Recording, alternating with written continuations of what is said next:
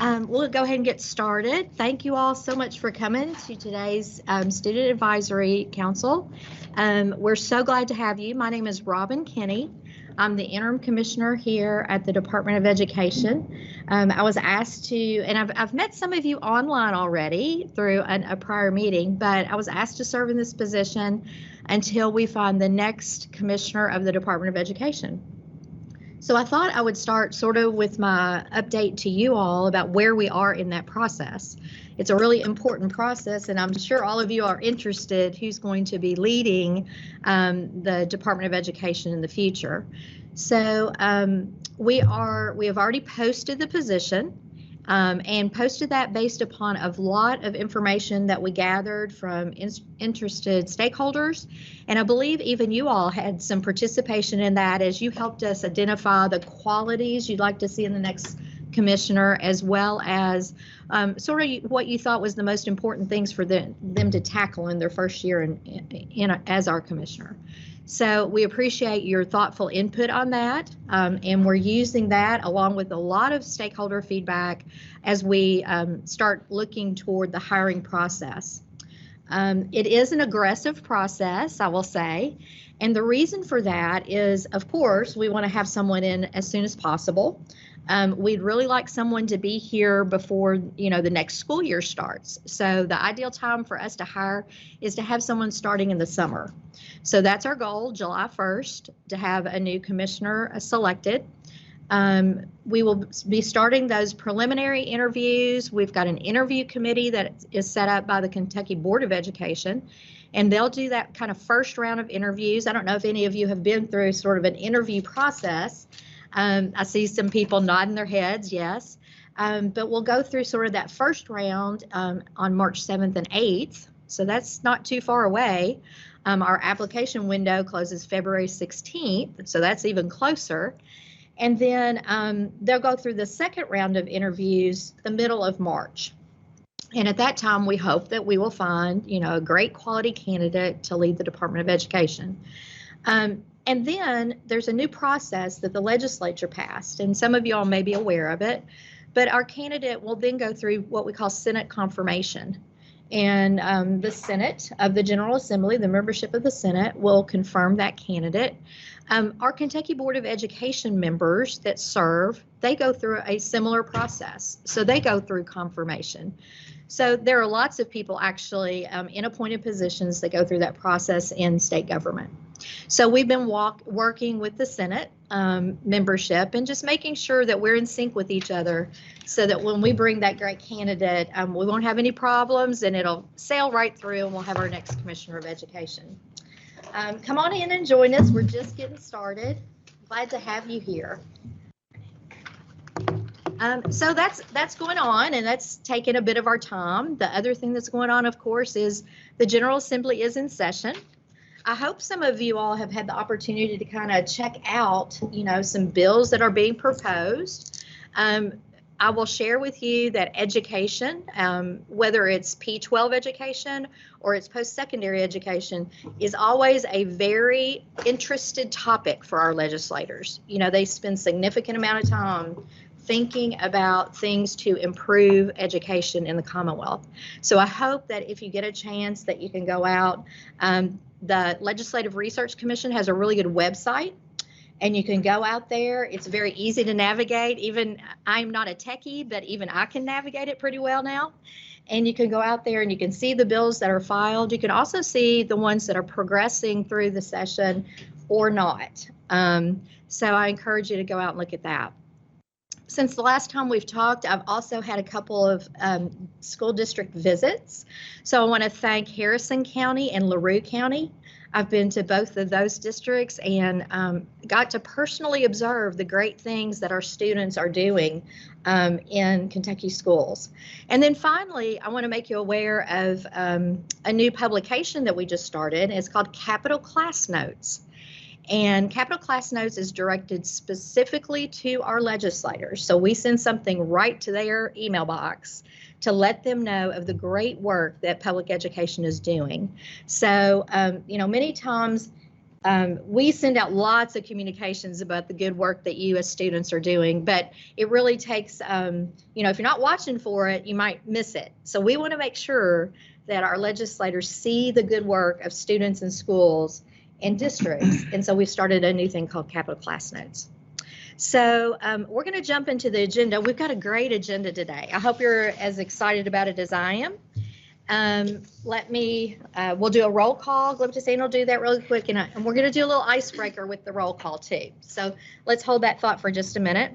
Dr. Searcy is back with us today, and she's sitting with us to a mindful minute, which I always enjoy and look forward to that. So thank you, Dr. Searcy. We're going to talk about the Kentucky Education Technology System. So Associate Commissioner David Couch is with us. I don't know how many of you all might be involved with STLP, but STLP is a great program that Associate Commissioner Couch has sort of run from the very beginning along with his great team. And I'm looking forward to hearing about that and participating in a discussion on that. Kevin Daly is here with us. Kevin's right over here. And Kevin has the honor of being our 2024 Kentucky Teacher of the Year. So of all the teachers across the Commonwealth of Kentucky, all the great teachers, Kevin was selected to represent in that capacity for the Department of Education. And we so appreciate him joining us. He's kind of on a little sabbatical with us this part of the year, the school year. And I'm really excited for him to have a chance to talk to you. So thank you, Kevin, for coming today. And then you will have your council project activity, and of course that'll be led by you as students. So that'll be fun as well. And then we'll have an opportunity for announcements. So we're going to jump right into roll call. Dr. Jones is having a little bit of throat problems. She's a little scratchy this morning. She said that started last night. So she is going to do the roll call. But if I can ask you all as we go through roll call, and I'll start, if you can say, as you indicate that you're present with us today, if you will tell me what is your go-to morning drink that gets you going in the morning. So we're going to find out if we have coffee drinkers, if we have tea drinkers, if we have milk, or if my husband was here, he is a Hawaiian fruit punch guy. He's 60 years old, and when we go to restaurants in the morning, he always asks, do you have a Hawaiian fruit punch? So whatever your go-to morning breakfast drink of choice is, if you'll just say that you're here and then give that to us. And you can tell us if it's one of those Starbucks that has to have, all the ingredients or missing the ingredients, because I drink Starbucks too. Okay, and I am a coffee girl. So I used to drink milk when I was in high school and elementary school. And then I got to college and I was like, milk doesn't have caffeine in it. So I needed to switch to coffee. So I'm a coffee gal. Dr. Jones, if you can please do the roll call and we'll listen to favorite morning drinks. Right. Again, excuse me, but I will do this quickly. I'm a coffee person myself, and that started in graduate school. So Ava Benson. I'm here. I'm a coffee person, but I'm kind of spoiled with it.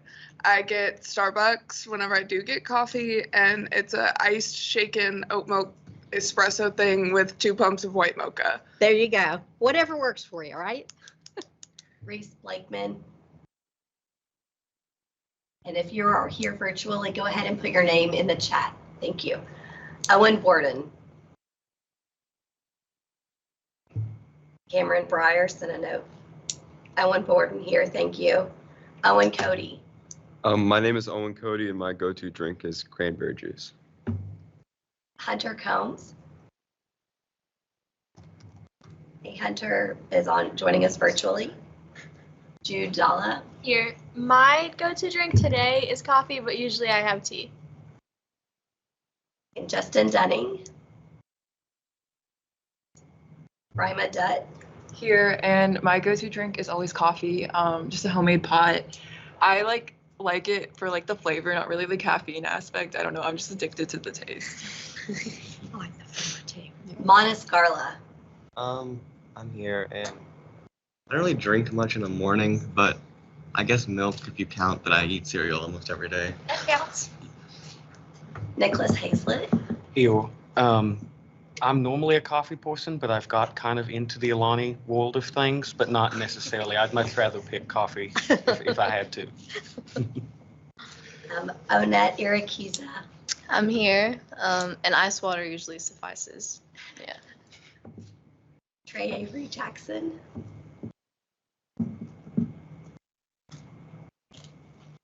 Is online. Thanks. Good morning, Trey. Peter Jefferson. Here, and I drink apple juice. Shraman Carr. BJ Karthikeyan. I'm here. I prefer probably some warm milk in the morning. Seth Langford. Here, usually I'll drink almond milk, but depends on my mood. Maybe I'll drink water. Danica Love. Here, mine would probably be Alani's. What was that? Alani's, What is like the energy drinks. Oh, I gotta know more about this Alani's. Gabriella Everybody else McAdams. And Constance Martin is joining us online. Good morning. Anopa Musoni. Here, I think I'm pretty much a black tea drinker. Black tea. RJ Osborne. Anvi Rakesh is indicated here. She's joining us virtually. Good morning. Daniel Clay Rowley. Here, I'm like a big milk drinker. Yeah. Jocelyn Reddick. And Amy Roblero Perez. Caleb Robinson. Sophia Staples. Here, I don't know. I'm kind of both sides of the spectrum. I'll either have just like plain milk or just straight black coffee. It's not really an in-between. Ian Swinson. Sarah Markerson, a note not joining today. Austin Benito. Here, some orange juice probably. OJ. Carly Watts. Here, and mine's probably like this mixture of coffee and energy drink. And Bentley White. Usually for me, it's a cup of tea with a spot of milk and honey, or a cherry/Alani new. Either one. Cherry? Cherry/Alani. Okay. I've got to check out this Alani. Alieta Yanes Medina. Here, I always drink black coffee in the mornings.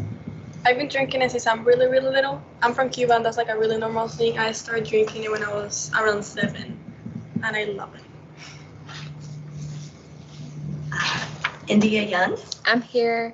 It definitely depends on the morning. Now that I'm like partially a college student, iced coffee is like a go-to. But if I'm feeling a little extra, I'll have a Hawaiian shaved ice Alani new. Okay. I'll have to tell my husband about that. He might like that Hawaiian shaved ice. And lastly, Joshua Isaac. I know that he won't be joining. And that concludes our roll. Also, I just want to quickly go ahead. check if my name was there because the chat wasn't working in the beginning. Okay, great. And who is this, please? Shraman.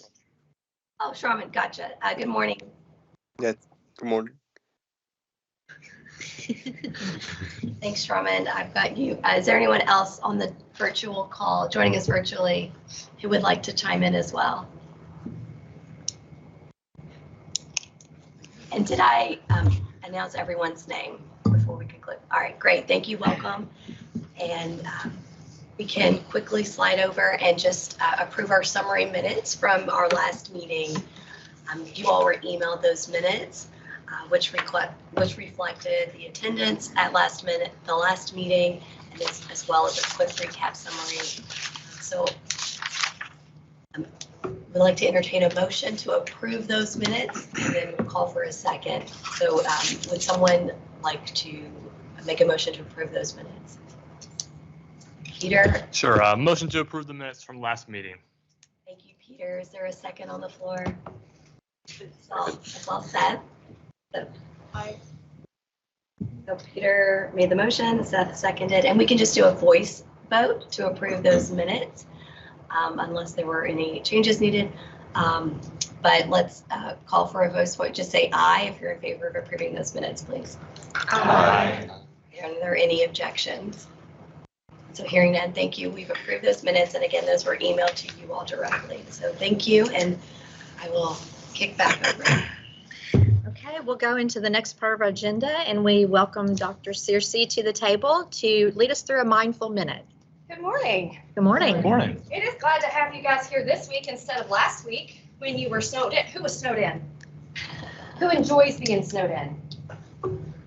Kind of do, because I like to read a lot, and that gives me an excuse to do that. But I'm glad today that we are here in person, for those that could join us in person. And we're going to take a few minutes to talk about our mindful moment like we do every time. But before we do that, I want to introduce Dr. Woods Tucker. He is our Deputy Commissioner and also our Chief Equity Officer. And he is always inspiring, and he loves this student group probably as much as I do. It's one of my favorite part of my jobs that I have is getting to come and talk to you all once a month. So Dr. Tucker, would you like to say anything? Yes, I will be very brief. Thank you, Dr. Searcy. Greatly appreciate it. Good morning, everyone. Good morning. I've had the opportunity to meet you all of this particular class virtually, and I swear to you, Bentley and Jude, it's like we've been knowing each other since we were like in kindergarten, right? So, and Jude, how's your big brother? It's doing good. Okay, good. Thank you. As Dr. Searcy said, and had heard many times from our interim commissioner, Kenny, that this is what we're about. This is like our favorite part of our job that's working with you all. Thank you for being here. Thank you for driving here safely, and I'm gonna thank you ahead of time for driving home safely. Thank you, Dr. Tucker. All right, so how many football fans do we have in here? First, I have a confession. I'm a little bit of, I go too far. I'm way too much. I'm the one that sits down, I watch football. I don't care who's playing. I do have a team, but they are historically not very good. So I have to watch everybody else's team as well. But something that happens in football, even if you're not a football fan or any sport really, is they prepare for the game before the game starts, right? So somebody tell me, how do they prepare? What's something that folks do in football before they actually get to the game? Yeah. They stretch. Yep. Can't have torn muscles. Yeah. They have a pep talk. Pep talk. You got to get that energy up. Absolutely. They watch film of the team that they're going to play. They watch film. So they take game reels and they quote unquote tear apart the other players. They're looking at every move that they make, and they're making sure that they have a counter move, that they're prepared for what's coming ahead. Before I get started, I talk for a living, so I talk way too long, and I am known in this committee to go way over my time. Who has a watch? Can you tell me? 15 minutes. 15 minutes. 12. 12. I'm gonna talk for 30. 12, sounds good. Okay, so they prepare before we get started, right? Before they go into battle, the game. How many of you have heard of the winter blues? Well, let me tell you. The winter blues is a real thing. The winter blues is that people, this has been researched widely. I don't want to have anyone talking about that.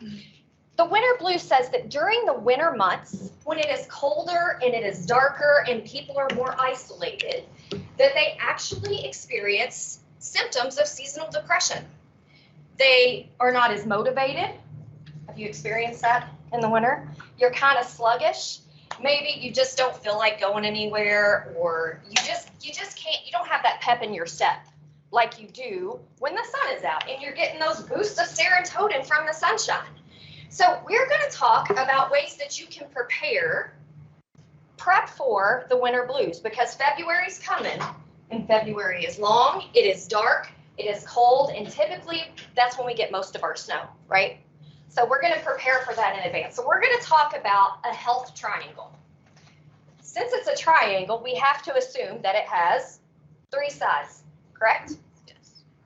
So when you're thinking about your health, somebody tell me what's one side of your health? What's one type of health that we may talk about? Let me go with someone that hasn't talked. Physical health. Physical health. What is physical health? What does that entail? Yes. Just like your body and how you feel, kind of like physically and just like your body itself. Yeah, so we're going to be taking care of our physical health. This is typically when people talk about health, what they think of first. So they tell us that we need to have exercise, right? We have to have a good diet. We need to get out and have some sunshine. That is good for our bodies. Like that physical health is something that we talk about frequently. Going to the doctors, getting checkup. So that's one side of our health triangle, physical health. What's another part of our health triangle? Yes, Mental. Huh? Mental health. Mental health. Your all's generation is rocking this. I have to say prior generations don't talk about mental health as much, but you guys are changing our country and the world and how we look at mental health. So somebody tell me, what is our mental health? Someone that hasn't talked. Pressure's on. It's like our thoughts and our feelings and how we reflect them. Thoughts, feelings, how we reflect them, how we handle worry, because we all have periods of worry, how we handle anxiety, how we handle those difficult times because we know they're coming, right? If you're not in a difficult season right now, at some point we know it's coming and we have to be prepared on how we're going to handle that with our mental health. How do we handle struggles and stressors in our life?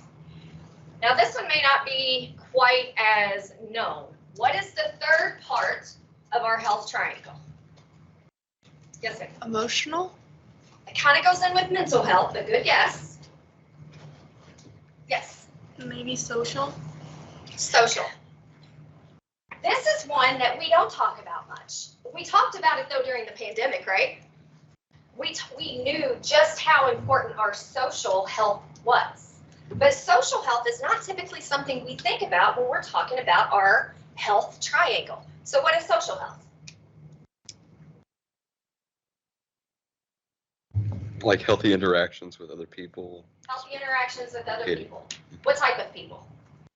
friends, Friends? family, Family? and strangers, Strangers? interacting with anybody. Our peer group. So that social interaction is how we connect with the world around us, with the people around us. And when people don't have that opportunity to connect, it means that triangle is lopsided. So think about a triangle. And I want you to think about, nope, I don't want you to do that yet. We're going to look at your triangle. So I have here a health triangle assessment, if you will. You want to take one and pass it down. Where am I at on time? You got 7 minutes and 45 seconds left. You're doing great. We're good. So what you're going to see here is a health triangle assessment, and it has all three sides that we just talked about. We have our physical health, our mental health, and our social health. For each of those categories, it's going to give you yes or no questions. If you answer yes, just circle it. You don't have to answer the no. Don't worry, you're not going to turn these in. In fact, I want you to keep them for our next time that we meet here. Does everyone have a pen? It's a race. Dry erase marker. I have a dry If erase you marker. have just a dry erase marker, highlight that Yeah, side. when you get 10 out of extra. Thank you. I apologize. No, I don't have pencil. All right, so you can go on, and if you don't have one, it's okay. If you have a phone, you can just tally them up on your phone. So you're gonna look at each of those questions, and you're gonna say, okay, I get 7 to 9 hours of sleep each night. If it's yes, this is on average. It doesn't have to be every single night. You're gonna circle yes. When you get done with the physical health component, you're gonna add all of those yeses up and put them in that green box. Here's another pen. Does someone need a pen? You need a pen? Which one? Here's mine. Anybody else need a pen? Criticism. Depends on the moment. Okay, wonderful. If they were maybe. Once you get done with the physical health, I just circled the middle. I want you to move down into the mental health and tally up how many yeses that you get in that mental health part, following by your social health.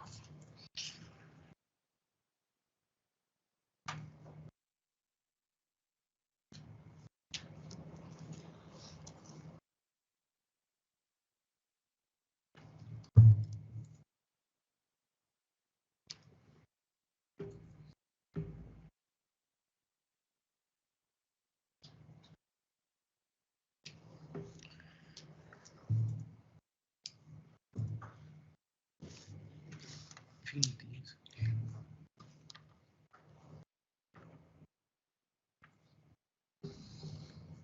All right, I have some people that are already done, so I'll give next step instructions. It's also on your sheet and I can repeat them. Once you have those tallied up, how many yeses you have, you're gonna go down to number 2, which is illustrate your health triangle. So for your physical health, that top line, you're just gonna put a dot on how many yeses you had. So if you had 3 yeses, you'll put a dot on 3. 5 yeses, you'll put a dot on 5. You're going to do the same thing for mental and social.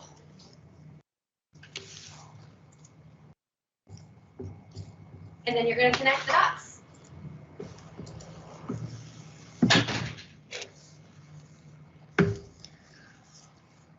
Now we're not going to share out your results because these are personal. This is more of a reflective component. But I want you to go over to the number 3. And you're going to answer some of those questions when you're thinking about analyzing your results and you're looking at your triangle. If one side of your triangle is lopsided, what happens to the triangle? Does it stand up? No. It's going to tilt over. That area that's shorter shows us the part in our life that we need to pay closer attention to, like those game reels. We're preparing for what's coming up. So we're looking at that health triangle and we're saying, okay, I'm not balanced. My health triangle is not balanced. There's a part of it that I need to be intentional and work on. So look at those, analyze your results, and you don't have to write your answers down. Just think about them to yourself. Does your health triangle have equal sides? If yes, you're a rock star. You're rocking out your health triangle. If no, because mine was no, that's okay too. Doesn't mean you're not a rock star. It means that there's got to be tweaks in how you move forward because we know there are going to be things like the winter blues. We also know that finals are coming up. We have quite a few seniors in here. We know that applying for colleges is in full swing. You're probably starting to hear back from some of the places that you've applied for, or plans for life after high school, not necessarily college. You're going to be hearing back from financial aid packages, scholarships. It's going to be a difficult time and it can be challenging. So we want to make sure that your health triangle gets the focus that it needs so that when those times do come in your life, you're prepared for how to handle those. So is there an area you are strong in? In looking at your triangle, is there a part of your triangle that's stronger than the others? And is there an area that you need to improve on? Then we're going to move down to strengths and weaknesses. So let's take a look at number 4.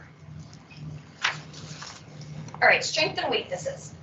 You're going to list the strengths and weaknesses for each aspect and identify how you can continue to maintain your strengths and actions to improve your weaknesses. Weaknesses, that's not a negative thing. It's good to know what we struggle and what our weaknesses are, because if we know what those are, we know how to make a game plan moving forward. Like looking at those reels. So I want to give you a second to really think about your health triangle. Is there an area that's not as strong as the others? What are some focus areas that you are strong in? Thank you, Dr. Tucker. And what are some areas that perhaps you need to focus on in the next couple of weeks? While you do that,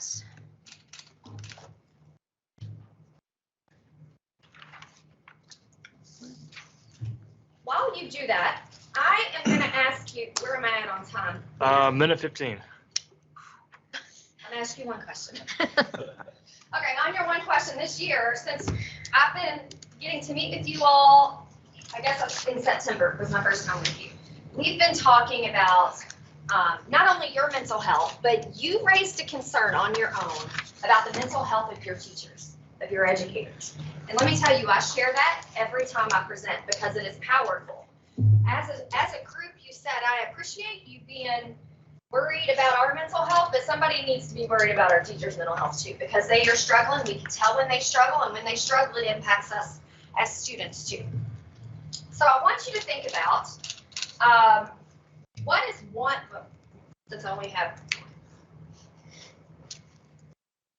It's important to have educators who are well to support students in their own well-being. That's what you all shared with me. What do you think are the components necessary for a school culture that supports educator well-being? What would that look like? I'm going to take 3 people that can tell me, when you think about educator well-being in your ideal school, what would that look like? How would a school take care of educator well-being? Yes, Amy. I believe that biggest part of teacher stress comes from rules that are not enforced, like kids that don't come to class on time, and there's supposed to be punishment, there's supposed to be discipline, but there is not, and they have no way to keep the classroom in order. So follow through of rules. So when there's rules established, making sure that they are supported by the leaders in the building to make sure those rules are carried out. Okay, thank you so much. What's something else? I know something that was recently implemented at the Craft Academy is small group counseling, which kind of allows people to share their thoughts and emotions together so that they're not so afraid of it being one-on-one with an adult. So I think if they could do that in some way for the staff as well and make sure that they're having mental checkups and mental well-being like prioritized in the school, I think it would definitely help to impact not only their well-being but our well-being as students as well. Because when they're better, when they're more mentally prepared and supported, students are more mentally prepared and supported. And the concept of doing small groups for adults, that's powerful because we don't see that. We know the benefits of small group counseling. It's been researched widely. And we see it happening with students at times, but we don't see it happening with adults. So that is also a great concept. Thank you for sharing. I think like collaborative administration, like having an administration that makes teachers' opinions seem like they're very important and that acts upon that, because when you feel like you're valued by people who are higher up, you feel a lot more freedom to be more creative and to be more expressive of yourself. We all need a sense of belonging, right? We all want to feel valued. We all want to feel seen and heard. And that speaks right to what you're saying. Like, we need to have that collaborative approach to education within our schools. Did I catch that right? Yeah. Perfect. Thank you guys so much. Keep this because we are going to follow up with this the next time that we meet. And I didn't go over too much. You're great. You're in a great place. All. Please be careful going home, and I look forward to seeing you soon. Thank you. Thank you.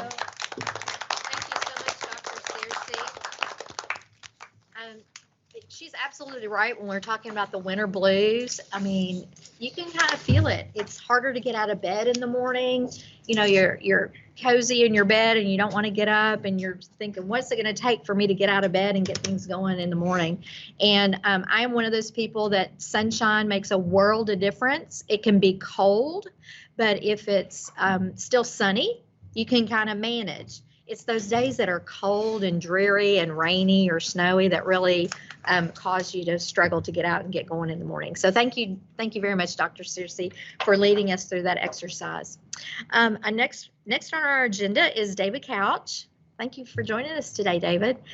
Come on up to the table or stand if you would prefer. Okay, and David's going to talk to us about the Kentucky Education Technology System. I'm sure we will learn a few things that you don't know about that system itself. So welcome. Thank you. Well, mainly, so just so you know, I'm mainly known as Mrs. Couch's son. My mom was a beloved teacher in Johnson County. I know we have some students that from Johnson Central. I attended Johnson Central. My brother attended, Joey attended Paintsville. So I'm mainly known as Mrs. Couch's son. So I've had that, my background for quite some time. I was fortunate enough to get a scholarship to the United States Military Academy at West Point.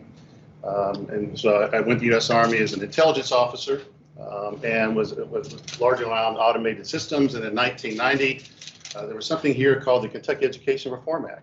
And there was a component of that called KETS, the Kentucky Education Technology System. And it was about changing Kentucky's position educationally and economically. And so I wanted to be part of that.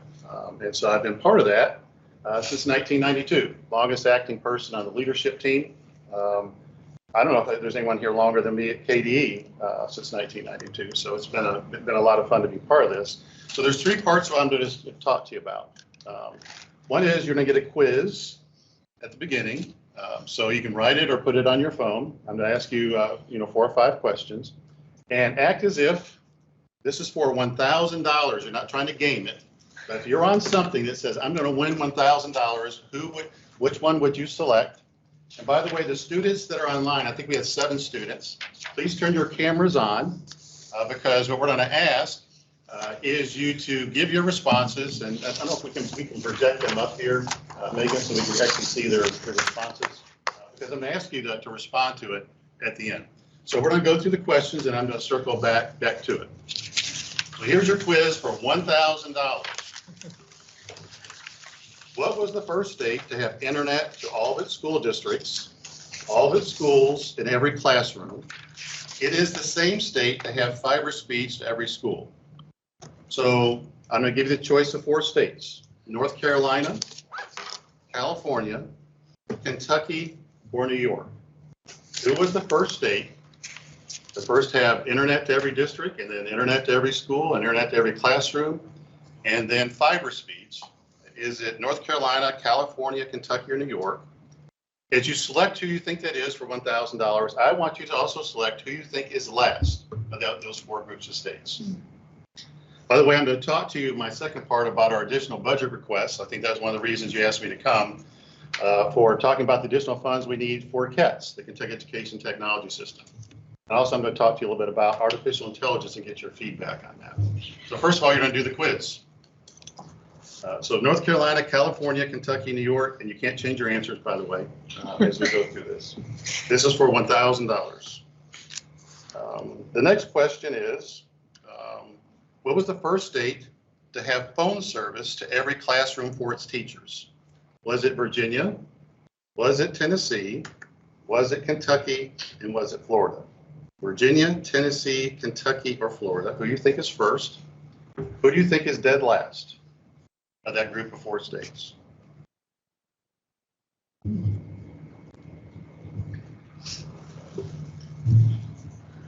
Question number 3. What is the first state and the largest deployment of cloud-based email, financial management systems, and student information systems? So cloud-based means it's not sitting actually at your home or in a school building. It's actually somewhere else that it's running. Like your social media, anyone that does social media, that's a cloud-based service. That's not running in any kind of centralized place in your home or in your district. You're going to a centralized service. How many people have heard cloud-based before? Should by this stage, you've heard about it. Who do you think was the first state to have that? Texas, Georgia, Kentucky, or Pennsylvania? Texas, Georgia, Kentucky, or Pennsylvania? And out of those 4 states, who do you think is dead last?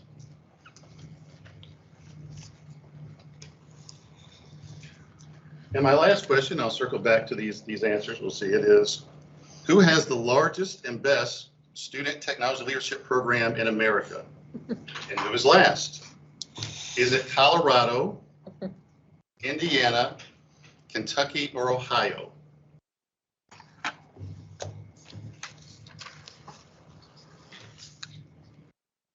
Are you done with your quiz?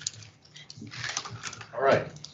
For $1,000, remember your mindset was that you're not trying to game the system. Trying to win $1,000. You're not even in this setting. You're at some other kind of setting. So stay with it. So how many picked North Carolina as the first state? Raise your hand high. How about online? Can we see kids online? How many are picking North Carolina? Okay. North Carolina was second. They're behind the winner by 10 years, by the way. So North Carolina was second. How many people picked California? Raise your hands high. How many people picked California? One hand raised up. Okay. California's still not done. And some of that perception, you would think Silicon Valley, California still not got it done. How about New York? New York was toward the very bottom of getting it done. They're done, but they're toward the very bottom. How many people pick Kentucky? Now, I'm afraid you picked Kentucky because I'm sitting here talking about it. Right? And you're trying to game it. If you were at some place for $1,000, would you really pick Kentucky? Yeah. No. Yeah. Because it's so, like California is huge. It would take them forever to do that, but Kentucky's like a smaller state comparatively, so it would take smaller less time. states in Kentucky, Delaware, That's true. Vermont. But like out of those 4 options. Okay, those 4 options. Okay. And that's why I say part of the mindset is not to try to game the system, but if you were somewhere else, who would you pick? Kentucky was the first. We did it in 1995. We connected every school district in 1995. And then when you connect a school district with internet service, much like at your home, when you have internet service at your home or any other location, you don't have to pay for internet for every other room that gets connected to it, wireless or wire. You just got to pay for the wire to put it in there. And so the same thing happened in 1995 when we connected all the school districts, is they were very busy connecting all their schools. And then they were very busy connecting all their classrooms. So by 1998, every classroom was done in Kentucky. We are a decade ahead of the next closest state to North Carolina. And nearly every other state is 2 decades behind us. We were also the very first to put fiber in every school district and every school, and that was in 2015. So another perception. Once again, for $1,000 or someplace else, what part of Kentucky was the very first to have all those done?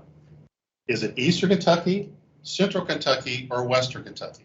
What part of Kentucky would you say for $1,000? Okay, and you're someplace else, you don't know who, I'm not standing up here with the Kentucky emblem on. Was the very first part of our state to have every district, every school, and every classroom connected to the internet. So you have 3 choices. How many folks select Central Kentucky? Raise your hands. Okay. Online? Megan online? Okay, there we go. Okay. How many people pick Western Kentucky? Raise your hands. And how many people would pick Eastern Kentucky? Raise your hands. Eastern Kentucky was the first. Okay. And there's a perception. And all those questions, how many people pick Kentucky last? Now, you ask your question to all those, how many pick Kentucky being dead last? And if you're really in a setting, probably the saddest part of my job is when I ask our students, and we have a student technology leadership program, who was the first to do all this and who was the last, they typically pick themselves as last. When I ask students, part of our student technology leadership program, who was the first state and what part of our state was the very first connect internet, they always pick themselves last. So one of the reasons I educate folks on this is we have a lot to be proud of Kentucky. Are we 100% perfect? Absolutely not. But we have a lot to be proud of and build upon. So my next question was, now you know the answer to number 1. You can't change them from the other ones, okay? You got to be proud when you raise your hand for these.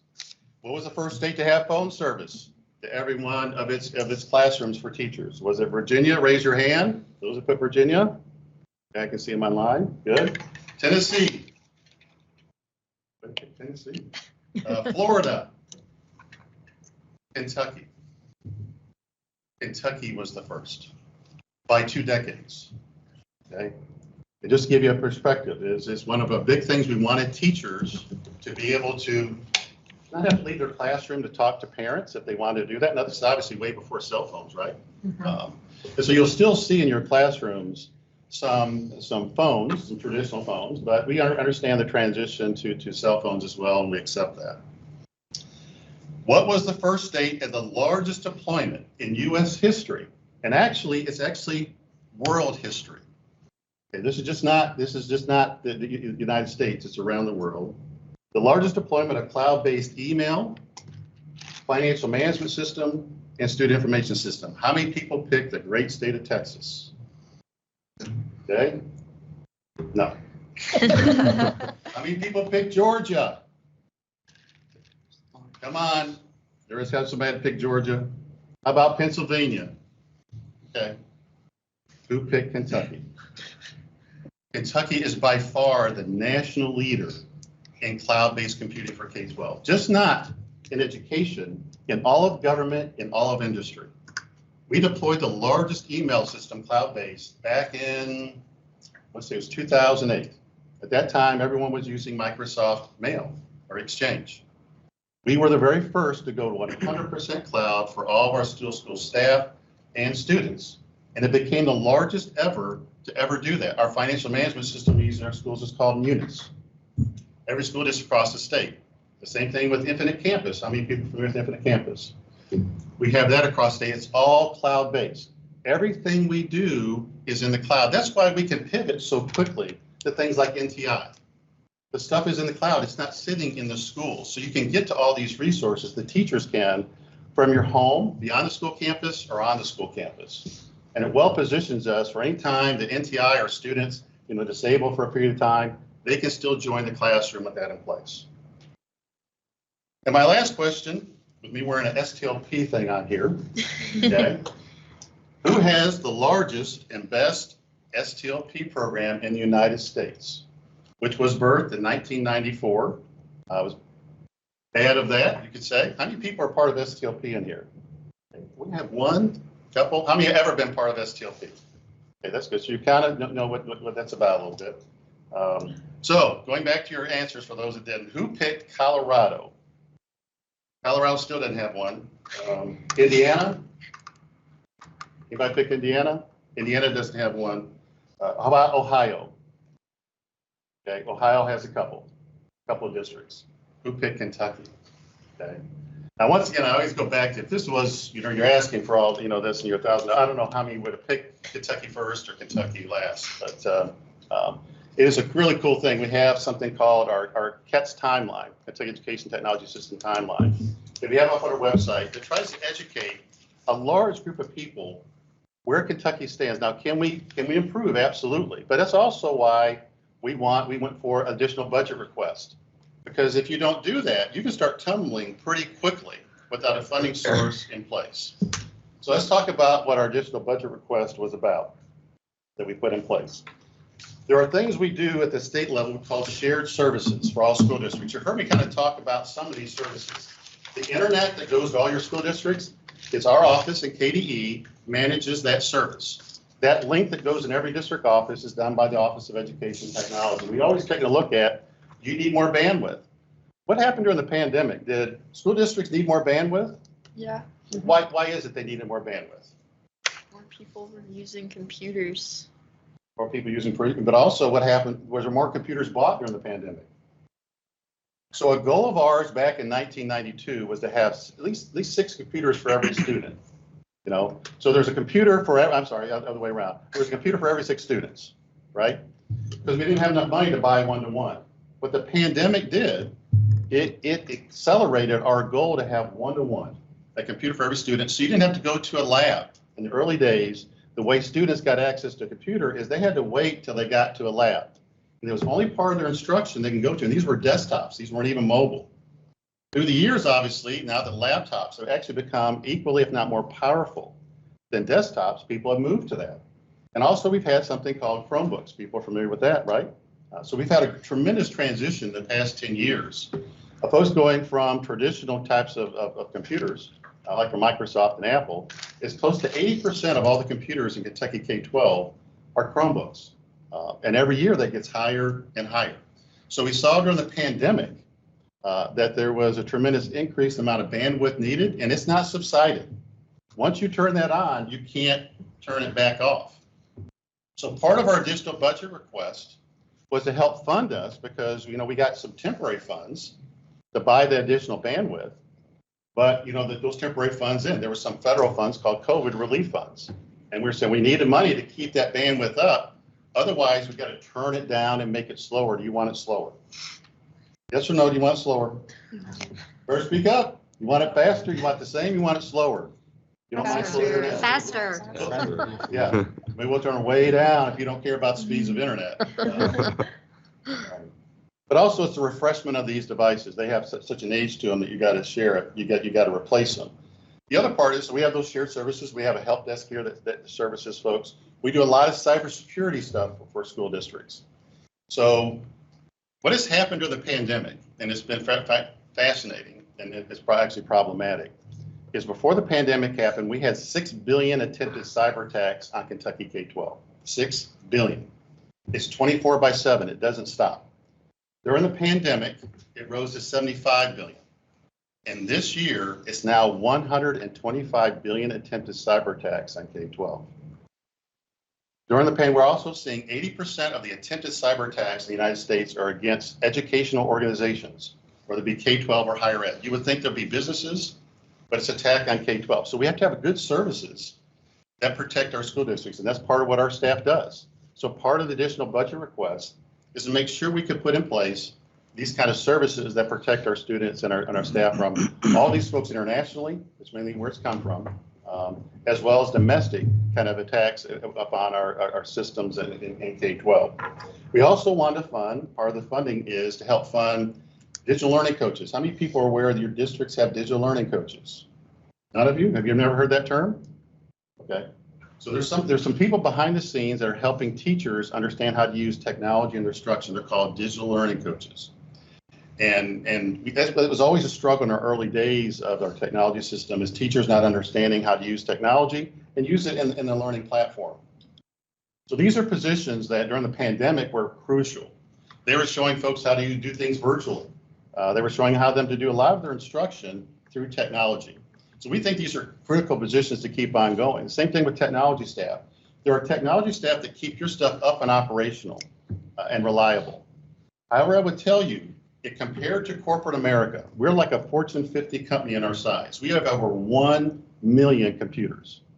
We are 25 times bigger than the rest of state government and local government combined in what we do. Not that we're more important, but we're bigger. If you take a look at your technology staffs in your district, they are tiny. They are very tiny and typically underpaid. So part of this effort was to get them so they can get more staff, and also so they could get paid better so they would stay there and keep the service reliable for you. The other part of this was IT certifications. This is an important service to where you get marketable skills. So part of the service that we provide, we lead the computer science effort across Kentucky. We just came up with the computer science plan, the computer science standards, the academic standards for them. But also we know in the technology industry, which is called IT, getting these certifications makes a student very, very marketable once they leave in high school and even once they're in high school. So part of the budget's happened over the past, since 1992, our budget has been cut by 30%. We have never got a cost of living increase since 1992. And there's only so much you can do at a high level of service with no cost of living increase, for over 30 years, and your budget being cut by 30%. So a big part of this additional budget request was to try to restore those cuts and to prepare us for the next, 10 or 20 years. So what kind of questions do you have? I know that's one of the main things the group wanted to kind of hear. So what questions do you have about that before I talk a little bit about artificial intelligence?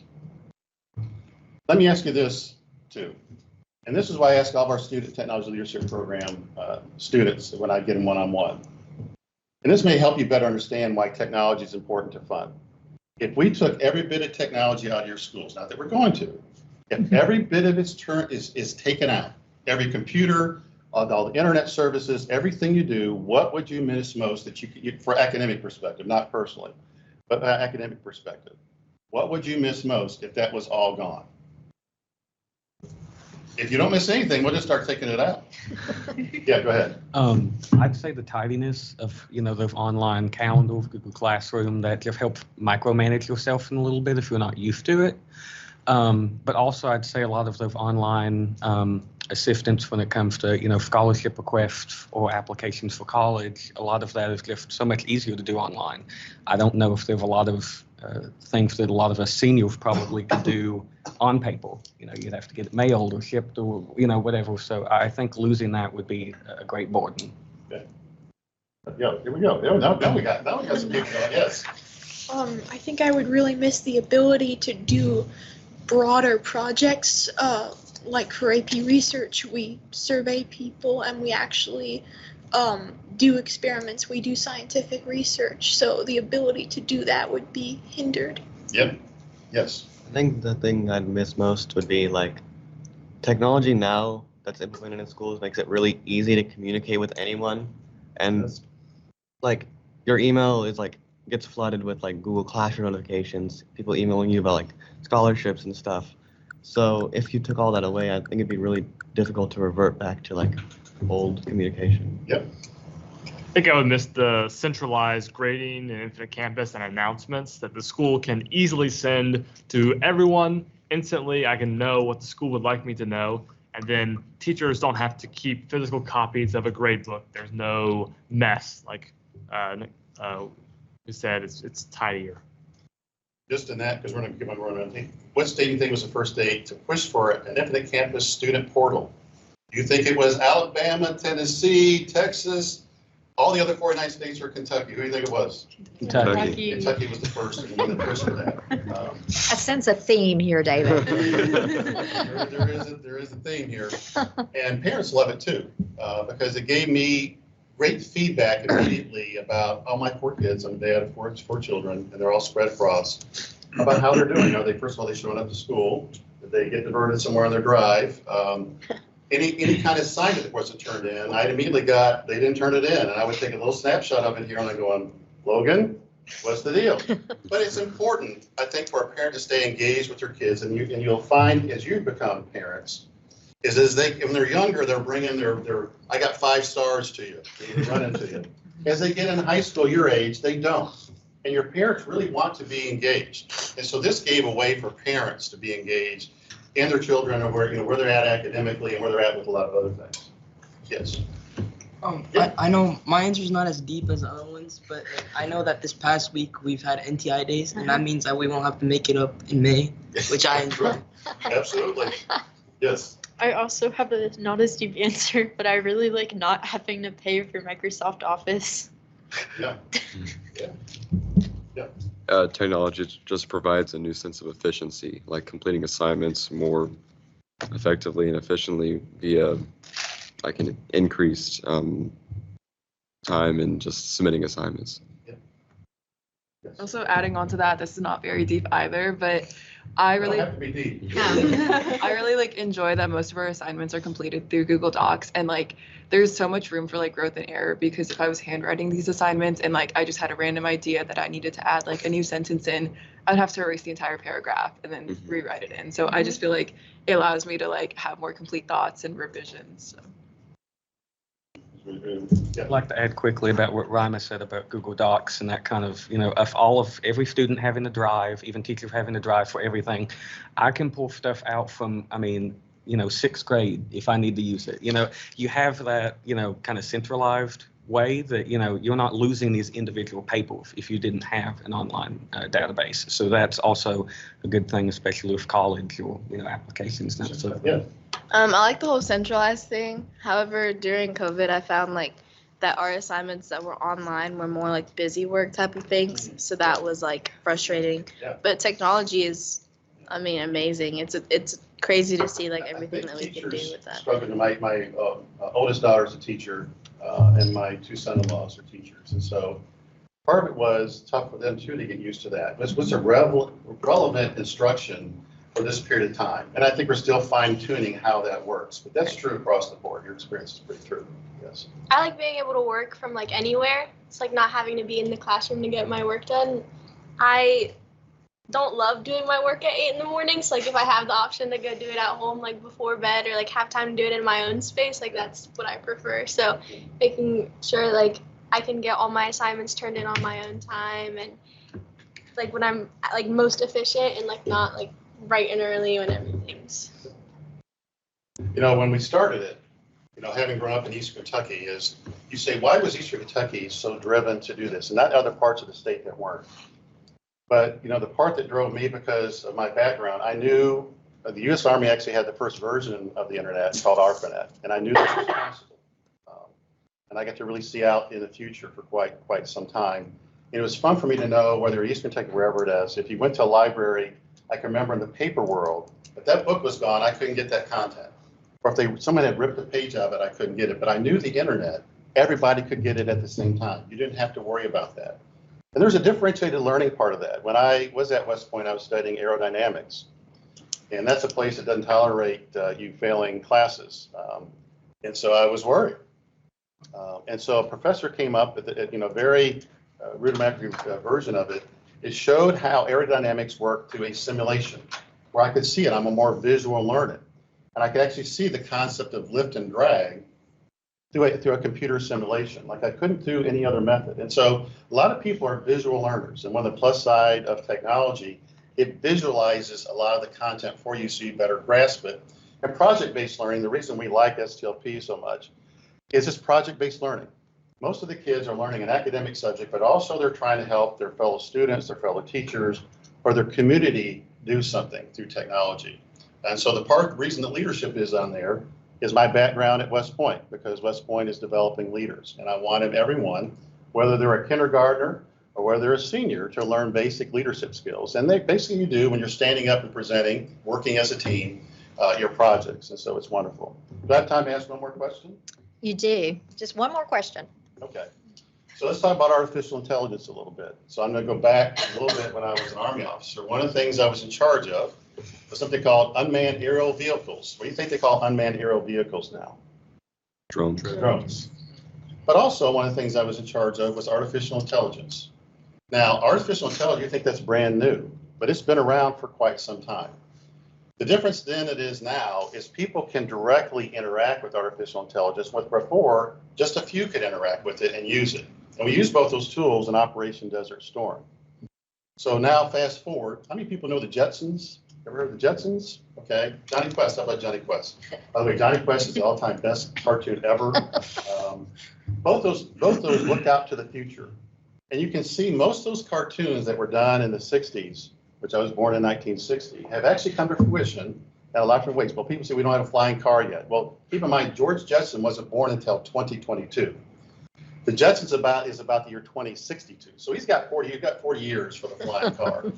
But let me ask you about your interaction with artificial intelligence. For the most part, what we're saying is artificial intelligence is going to be part of your lives for sure. When the first thing came out with ChatGPT, I called all 4 of my 4 children, and I told them, you better grasp what this is. This is going to be part of the future, for sure, in some way. And you're going to see companies build artificial intelligence into their products. Behind the scenes, you're not going to be aware it's available. It's not even available, but it's even there. It's happening. But there's a few tools. How many people have heard ChatGPT? Okay, that's way out there. Bard, and that's another version of that. So what is the way that you are using artificial intelligence in any way directly through ChatGPT or through Bard?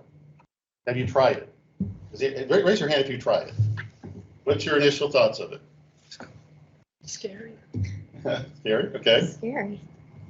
So it's good at processing the language that it's given, but when it doesn't know exactly what it wants, it does sometimes stray or hallucinates. Make something up. Yeah. It hallucinates. And that's one of the weaknesses of it. If you're trying to write something that is factual, if it doesn't know it right now, it will hallucinate and put things in. So people are always worried about these going to write papers. It can help you perhaps write a sympathy note. I've seen people that really struggle with writing. I really want to say something to this person. I don't know. Here's kind of the theme of it, and they can write it for you. And obviously, with the first draft, you will have to fine tune that. Now, keep in mind, my mom was an English teacher, so I asked her what she thought. Now, keep in mind what her son does, all right? So she was okay with it, but it's going to take a while for people to grasp it, just like it was when the calculator came out, just like when the computer came out and the internet came out. There's a part of processing by folks of what does this mean and doesn't mean. But I agree with you, part of the scary part. There are some boundaries as people are creating this, that boundaries need to be put around it. I think the best part of it is going to be is for education in the medical field. You're going to see wonderful things done with this. But at the same time, in the hands of bad actors, it can do some pretty scary things. And so that's the reason that you're seeing an interest in putting some boundaries around it. I'm glad to hear this many people have tried it. My words of wisdom to everyone with artificial intelligence, try it for yourself. Do some things with it, see the pluses and minuses of it. It's going to get more sophisticated. And like any technology, people overestimate what it does immediately and underestimate what it does in the long term. So immediately you're not seeing much happen, but in the next 5 or 10 years, you will in your lifetime. Well, thanks for the opportunity to present to this group. Appreciate it. Yes, yeah. Can I say quickly, I want to thank you for, of course, coming out, but being from Johnson County, I want to thank you for, of course, being a leader from Johnson County. And my papa and grandma, I believe, worked with your mother, Miss Couch, at Johnston Central. So I thank you for repping us well. Yes, thank you. Thanks again. As you can tell, tell David is very, very proud of the work done by the Office of Education and Technology, and we are very proud of him too. It really, I think a lot of things that we have now, we almost take a little bit for granted. Because it's there, it's available, it's easy, it's up and running. And so I really appreciate David kind of sharing with us our comparison of what Kentucky has to what other states. So other public schools in other states don't have the benefits that we have in here in Kentucky when it comes to technology. So that made, even though COVID was very, very challenging, and we did have some catch up to do when it first started, we would not have been able to pivot the way we did to continue instruction at the pace that we did without that foundation of technology being in place. So many thanks to David and his team that work so hard. They are sometimes the behind the scene heroes, but they are working very hard each and every day to make sure that you have the services you need to really learn in your schools. So thank you, David. Thank you. And we are going to Johnson County. David and we have a trek to Johnson County on Friday. So we're going to. I'm her Uber driver. Yeah, he's my Uber driver. Okay. So now we're going to turn, and we're very pleased to have Kevin Daly here with us. Kevin is the 2024 Teacher of the Year.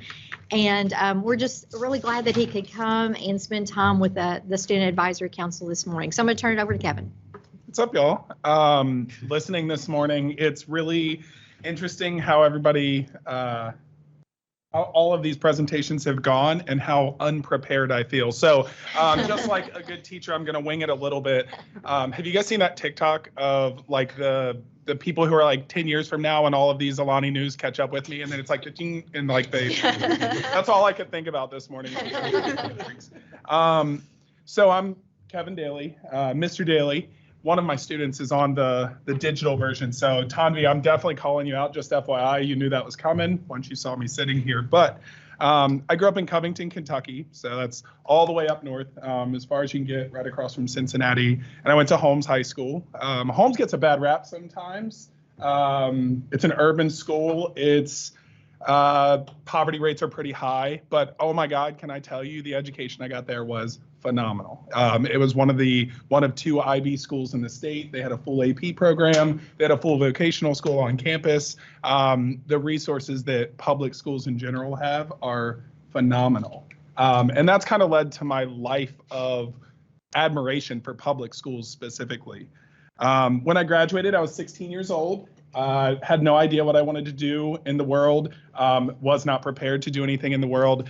But because I went to Holmes and because I had so many opportunities, I went to Gateway and graduated in a semester, and then started working for GE Aerospace, designing airplane engines and non-machine parts. It was pretty cool. It's a lot of kids' dream jobs when I talk to my middle school students, but it wasn't for me. So a couple years later, I chased my girlfriend, who's now my wife, down to UK. She went to UK. And when I was living in Lexington, I realized like everybody my age goes to UK. So I was like, fine, I'll just go back. And at first it was just for fun. And then we were talking one night about like why this engineering world was just kind of not for me. And I realized it's because it lacked interaction with people. And that is something that at my core, I thrive on being able to interact with people. So I went back to school and went into education. And instead of going into the sciences, I went straight to social studies, which is a weird question I get asked all the time, but it led me to where I am now. I started teaching high school at Gallatin County High School. So it is the smallest by land size county in Kentucky, and it's pretty small in population. And kind of like where I grew up in Covington, the poverty rate is pretty high, but instead of urban poor, it's rural poor, which is really different, but also so similar. Currently, I teach middle school at Ballyshannon in Union, Kentucky, which is like the furthest end of anything that I could ever be familiar with, but I love it. I wanted to talk a little bit about how I became Teacher of the Year. And I don't know how to answer that question. I honestly don't know. Like, I don't know why they picked me. I still question their judgment every single day when I come in here. But if I reflect and I think hard enough, it becomes really obvious. When I was 6 years old, like little baby me, when I was 6 years old, I was at the Kentucky State Fair and I won the armadillo race. And it just put my life into this course of celebrity that I never knew I would be on. If you don't know what an armadillo race is, it's like the most Kentucky thing ever. You blow on an armadillo's butt and it runs away from you, and then they somehow laugh at little kids doing that. But I was a champion. I'm just kidding. That is true, but that was a joke about how I became here. The big piece of advice I would give you, because you guys are all aspiring people, and for me personally, and every teacher doesn't feel this way, by the way, your teachers are probably don't. But for me, Kentucky Teacher of the Year was this thing. It was like this thing to shoot for, this like moonshot is what I'll call it. And you don't ever get your moonshot, and I somehow did, and it's left me with a lot of like questions about self. Say yes. This is the number one bit of advice I will give all of you as you go through high school, college, the military, wherever you end up going. It doesn't really matter. Say yes. But there's a condition on that yes. The opportunities that come in front of you are going to be vast. Make sure they align with your values, who you are as a person. Don't let other people, no matter how big they are, no matter how powerful they are, don't let them kind of steer you in a way that isn't true to yourself. To do that, you kind of have to know yourself. So ask yourself those questions. One of the things I love about my 8th grade students is, I thought I would hate middle school, by the way. When I started, it was like nightmare. But I got there and I realized middle school is really fascinating because that is when you kind of form your sense of self. When I taught high school, they kind of already knew who they were, and it was refined and kind of shifted a little bit along the way, but they kind of already had this idea of I'm me. 7th and 8th grade, you start to figure out who that me is. And so you're asking those questions even though you don't know it. And I get to be an observer of that, and it's pretty, oh my God, it's such a gift. So make sure that what you do in your life, take the opportunity. Even if it's more work, even if it's hard, say yes to it, but make sure it aligns with your values and make sure you know your values. Make sure it also aligns with your goals. There's a little selfishness there. It's okay to say yes to a really cool opportunity that you get that other people don't get. You don't have to feel guilt about that. You don't have to feel shame that you're doing something that has a selfish pursuit. There's an asterisk there too, but that selfish pursuit, self-growth is important. Being who you want to be and living the life that you want to live is super, super important. So not only should you make sure things align with your values, but also your individual goals. And I think that's something young people are pretty good at. The last part, and this is that second asterisk, make sure that when you say yes, that whatever you're saying yes to can somehow help other people. I truly, truly believe in public education. And the reason I do is because public schools offer places where you get to experience at every single level the most incredible service you could ever imagine. And serving others is something that will leave you fulfilled at the end of the day. When that sense of self and those selfish goals or those things that you said yes to that align with everything that you have to do, when all of that's said and done, if it's in service of others, it will feel good. If it's not in service of others, at least for me, I can tell you that they don't necessarily feel good, even if they were really cool. So make sure that whatever you choose to do, and it may not be education. I won't ask the question teachers ask you, like, how many of you want to be a teacher? But you should, being teacher rules. But make sure that whatever you do, it can serve others. And you can do that as an engineer, and you can do that as an architect, and you can do that as whatever it is that you choose to do. So yeah, say yes to all of those opportunities. And make sure that when you're serving others, it's not sacrifice only. There is some sort of happiness to it. I could serve others in engineering, but it wasn't my way. It wasn't the best way for me. I had to pivot along the way to find that thing that worked best for me. And my God, I'm so happy that I did. And then the last bit of advice, I'm going to read a quote. I'm a social studies teacher, so I always bring in a lot of primary source evidence. Y'all know that. So this is from a woman, Martha Graham. She's a world famous dancer, choreographer. As you can tell, I'm obviously a dancer. I'm not. But I love this quote. And I always read it to my students every year. So Tanvi, you've heard this. She's on the thing somewhere. I don't know. Or she's not listening. I don't know, either one. But this is a quote that I read to my students every year about being themselves. And I just think it fully captures the magic that is you as an individual. There's a vitality, a life force, a quickening that is translated through you into action. And there is only one of you in all time. This expression is unique. If you block it, it will never exist through any other medium. It will be lost. The world will not have it. It's not your business to determine how good it is, not how it compares with other expressions. It's your business to keep it yours clearly and directly, to keep the channel open. You don't even have to believe in yourself or your work. You have to keep it open. And you have to be aware directly to the urges that motivate you. Keep the channel open. And know that no artist is pleased. She's a dancer, she talks about artists. No artist is pleased. There's no satisfaction whatever at any time. There is only divine dissatisfaction, a blessed unrest that keeps us marching and makes us more alive than the others. That quote to me talks about how just amazing and incredible that all of you guys are. I don't know you this. This is something I tell my students on the first day of school every year. And just imagine, I want you to put yourself in none of you are 8th graders from the looks of things. I want you to reverse back to your 8th grade self and imagine this tall bearded man coming in on the first day of school. You're a little 8th grader, so you're a little bit scared. And the thing that I tell my students at the end of class on the first day of school is that I love you. And I don't know you. And you don't have to believe me, but I love you anyway, because you're human, because I'm your teacher, and because I'm here to serve everyone.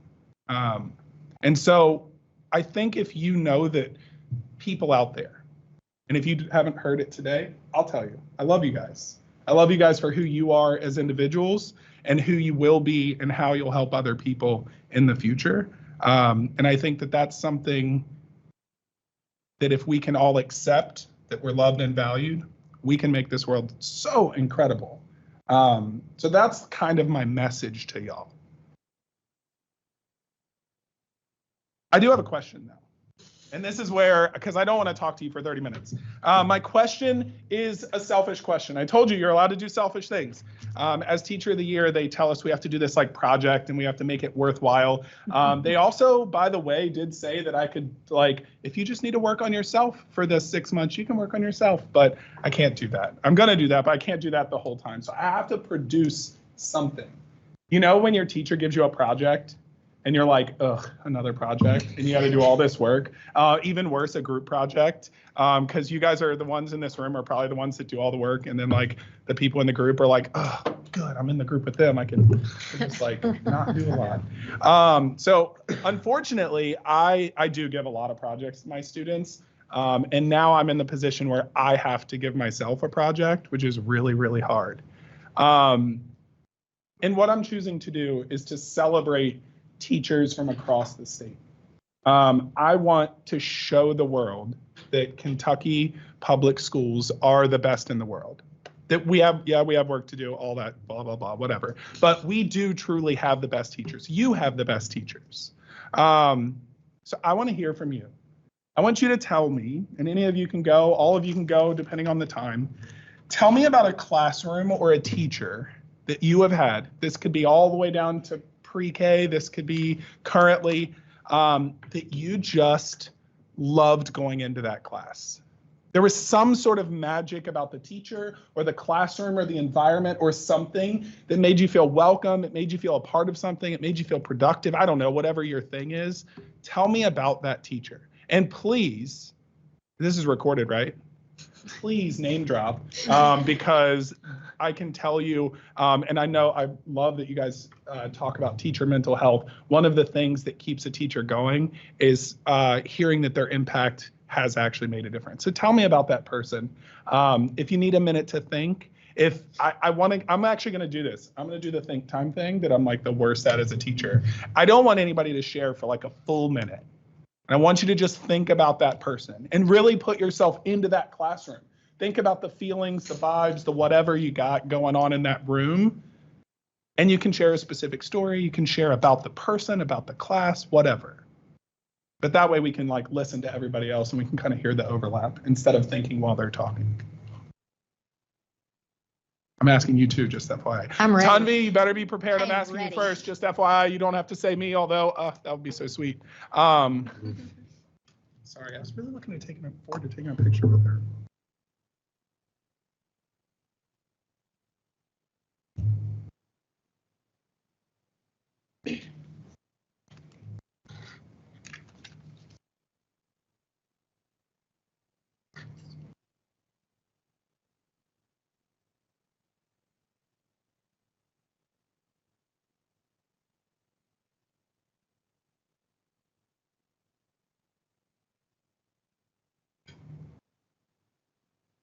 Isn't a minute so long? All right, Tanvi, you're up.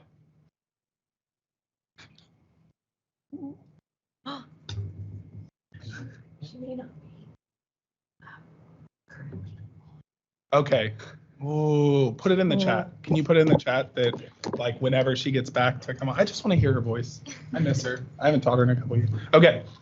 Anybody want to share first? Can you hear me? Yeah. Okay, sorry, my mic was not working. See, this was like the COVID thing. Okay, so did you say just like a teacher that's like impacted us? Yeah, like that teacher, that classroom that you just like, when you went in there, everything just felt right. It felt magical in a way that like something was really, really awesome. Okay, so definitely your class was one of my favorites to this day. But another class that really stuck out to me was my freshman year English class with Miss Dan, and she was just one of like the sweetest, most like welcoming teachers I've had, and I'm still really close with her. And she was an English teacher, and English is definitely one of my favorite subjects. And she kind of taught us like how to think about like writing in a different way. And she just made her classroom like really welcoming and like a supportive environment. And I knew that like even outside of the classroom, I can always like go back and like talk to her about like anything. So that's definitely one of my favorites. It was so good to hear from you. Thank you for sharing. Somebody else. I'm trying to look for somebody who I haven't heard talk or share to all of the other presenters. Gabriella, I don't think I've heard you yet. I know. Okay. So I had an enrichment teacher in middle school. She's Casey Kirk, Miss Kirk. We call her Captain Kirk. And when I walked into her room, it was full of art. And it was just so colorful, and I loved it. And throughout my years, even in high school, even though she doesn't actually teach me, she is the one that has always sent us scholarships, sent us class recommendations. I can genuinely say she is the best teacher I have ever met. She's the one who has pushed us to go to trade camps, everything. I love her.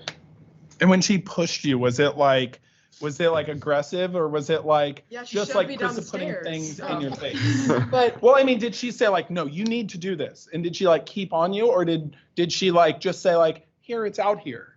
You know, I don't want to say it was aggressive because she's not an aggressive lady, but she definitely instilled in us and implemented that we need to do something with ourselves, whether it's go to college or go to trade school. Since we were in her enrichment class, she wanted to enrich us, so she definitely, pushed us. Good. I guess. I love that. I keep I mean, saying that's push, but yeah. Pushing doesn't always have to be like aggressive necessarily, but I kind of mean like putting it, not just like leaving it out in the ether, No, but directing it she at would you. walk through our applications with us. Oh, I love She would take time out of her day, even if she was extremely busy. She would stay after school. She would take tons of her time to spend with us and do it. And what school was this? Williamstown Independent. Williamstown Independent. See, part of this project is I'm going to try to visit these teachers, and I want to talk to them, and I want to see their classrooms and like get it on record so that I can share it out with everybody. So if I ask you like little meticulous details, that's why. Yeah, go ahead. Me. Daniel. Okay, yeah. So I'm from Grayson County High School. So one teacher that's really stood out to me is my Spanish teacher, Miss Ray. She, like, the first time I've had her freshman year, now I'm a sophomore, so I've had her this year too for Spanish too. And she's very outgoing, like just very outgoing, very nice to everybody, very welcoming, and she will help you with anything. Stay after school, just great teacher in everything. Yeah, she's always been great. Can you tell me like a specific story that like of her, make sure it doesn't get her in trouble, but could you tell us a specific story about her that's like just that thing that kind of encompasses her? There's too many. I don't know. It's like every single day. So if you do meet her, it'll be great. Miss Ray from Grayson County. Miss Ray. Awesome. Thank you so much for sharing. Who else have I not really heard from? Second person here. Okay, so mine would probably be I had him last year, my junior year, and I have him this year, my senior year for math. His name is Mr. Tanner, and he's the teacher that like you hear talk around the school, like Mr. Tanner's the best math teacher I've ever had. Like he truly is so like caring, but not in like a typical like, not that he's not nurturing, but he's like so caring that he just like will come to your desk and make sure like if I even get a slight look on my face like I'm confused, he's at my desk like, Danica, what do you need? He just like really, even math subjects that are like, I'm never going to be able to do this, I can't do, like this is too much, he will make sure you got it and understand, like every student understands every subject when they leave the class. Sounds like he builds a lot of confidence in you. Yes. I mean, that's like so necessary for a math teacher because math. What school is this? Meade County High School. Meade County. Awesome. Do you want to go? I don't think I've heard you talk either. And you had your hand up. So my current pre-calculus teacher, Luke Glazier, I'm not gonna lie, I hated going to his class at first. He scared me, but he is truly one of the best teachers I've had. He, for somebody who doesn't like math like me, like I hate it, he takes it and put it into real world perspective and shows even if we're not going to be doing math in our daily lives that these like terms, we will use them constantly. And he's just a great teacher. He will stay with you after school and work with you. And he's just really caring and understanding. Okay, do you remember the switch? Because like that, I absolutely love the hero story of the teacher of like, oh my God, I hated this teacher at first, but then they just grew on you. What made it, Mr. Glazier, grow on you? So he's like, I feel like I'm a quiet person. He's kind of like loud and stuff. And like we do a lot of like just talking in class. Like he has popsicle sticks he pulls out, and that stuff freaks me out just because I don't like public speaking a lot. But you're doing so good.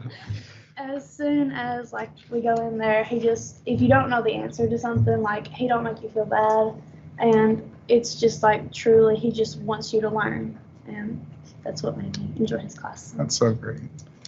That's such an important characteristic for a teacher, is somebody who like when you fail, they don't make you feel like a failure, and they like instill in you that just because you couldn't do something this time, that it doesn't mean there's like a deficiency or something wrong. That is like critically important. Yeah. Okay, cool. I have two because they really both meant a lot to me. My first one is my AP Chem teacher. His name's Mr. Matson, Zachary Matson. I think he's able to make like the most confusing subject I've ever taken in my life like fun, and I think it's because he's so conversational about it and he loves to be there for us. I know one time I was just really struggling with something and I took it to him and he was like, Francis, you're overthinking this, like just sit down, let's look at this together. And he likes to talk about shows a lot, and I like that. And then this is my sixth grade social studies teacher, Mr. Stevie Daniels. He was really cool. I know at that age I was like super talkative, and I just like loved to talk to the point where like all my other teachers made like an intervention basically with my parents, and they're like, yeah, like he's talking too much. and it felt like they didn't like believe in me. But then he like took me aside after the intervention, and he told me like how much he believes in me. And I mean, I don't think I'd be here without him. Okay, I got to reverse. What school was Mr. Glazier from? Hazard High School. Hazard High School. Okay. And then you got to help me with. Did you say Matson? Yeah, like Matson. Matson? Yes, sir. Okay. Where is Mr. Matson from? Lafayette High School. In Lexington. Yes, sir. All right. And then Mr. Daniels. Southern Middle School. Sorry. No worries. I gotta get a hold of these people, especially the Mr. Daniels thing. I'm actually like tearing up a little bit. I'm a crier, so just ignore it. But that is me. I had that teacher, and I'm gonna interject because I have to talk about her everywhere. Miss Jones has already heard this a bunch of times, so she's probably like, ugh. But my teacher, that teacher for me, her name was Miss Fox, and I truly, truly think that she saved my life.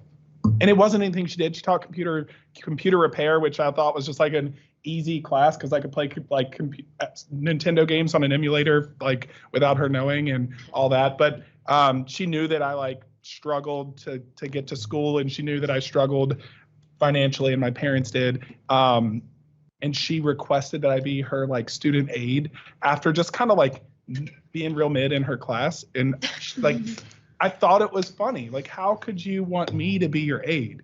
And just that idea of picking someone or like pulling someone aside, like you said, Mr. Daniels did to you, and just saying that they believe in you. Oh my gosh. How important is that? I want to ask you guys a question though. Really, it's rhetorical though. Do you do that for your friends? Do you do that for the people around you that are struggling? Because peers doing that's important too. Do you make sure that those people who like you can just see on their face that they are like dreading the day? Do you just ask them what's up? Let them know that you see them and the way that you like to be seen by other people. So that's important. All right, sorry. You know, I'm a teacher. I gotta like chime in with all the lessons learned. Okay, I have a lot to say. Oh, so I'm gonna talk really fast. Same. Okay, cool. So at the beginning of, or at the end of last year, I signed up for AP Psych because I really wanted to have this one teacher, Miss Thurston. And then like 2 days before school started, she got like a promotion and she dropped out, and they gave this new first year teacher the job for AP Psych, which a first year teacher teaching an AP course, I was kind of nervous. I was like, oh man, I really wanted this other teacher. But I went in her class in the first day and she was like, I don't know. I'm really picky with my teachers, but I have to say she's genuinely one of the best teachers I've ever had. Like, I've never seen anyone so naturally gifted at teaching. Like, it's her first year and she's better than all my other teachers. I don't know, she explains like really complicated things in such an, I don't want to say eloquent, I don't know, a really good, and for lack of a better word, way, like, we'll be talking about like the action potential in a synapse and like neurotransmitters, and she makes it like digestible and understandable. Like one day, in order to memorize all the different hormones and neurotransmitters, she had a concert and she would sing an entire song for everyone. Like I don't know, one of them was probably like Happy by Pharrell Williams for like serotonin. I don't remember, but it was so engaging, and her classroom is beautiful. It's such a great environment, and she's just so funny. And I don't know, she's one of the best teachers I've ever had, and like she impresses me every single day. That I miss the energy that you had as a first year teacher to be able to like have that, and so often it gets like beat down because teaching is so hard. The fact that, what was her name again? Rachel Burns, and I go to Paul Lawrence Dunbar High School. But like Burns from Dunbar. She'll stay up like every single night, and we can tell how late she stayed up making these PowerPoint presentations for us by how many typos are in it. But I'm pretty sure she's getting like zero sleep. Oh, she's definitely getting zero sleep. Yeah. Every one of your first year teachers, they're getting no sleep. Just oh my God, I love that. And I like the unashamed, like she's willing to get up in front of high schoolers and sing, and that's especially because she graduated early, so I think she's only like 3 years older than us. So, go ahead. So I have a question first. Did you ever teach at Yale? At Yale, no. I do have my sister-in-law taught at Yale. Okay, just the name sounded familiar. But my all-time, I think, the teacher that made the most to me, her name is Profe Kendall or Mrs. Kendall from Ackerman Middle. She is our Spanish teacher, and I had her all 3 years. Not because I needed to take Spanish all 3 years, but somehow I always ended up in her class. But so I've always loved learning languages. So like I was always really excited to go into her class. But what made her so special is she really wants to connect with the students as much as we want to connect with the language. So like she'll learn about our backgrounds and our families. And like the moment that she knew that I spoke Arabic and my family like spoke Arabic, she started learning. So like I would go into class and she would come up to me and she would like tell me a word and be like, hey, I learned this the other day. And like she's on Duolingo learning Arabic while I'm trying to learn Spanish so we could communicate. So like the fact that she went out of her way to like do those courses and start to learn just to connect with me on like a level that at that point no other teacher would have, like that meant a lot to me. And like I could tell it meant a lot to my parents too, because like she would like ask my mom like, hey, can we go to coffee, like would you teach me a little? So like my mom and her like would always talk, so like she got really involved. And I remember 8th grade year I had her twice because she was like my mentor teacher and I had her for Spanish. So like I was in her class half the day.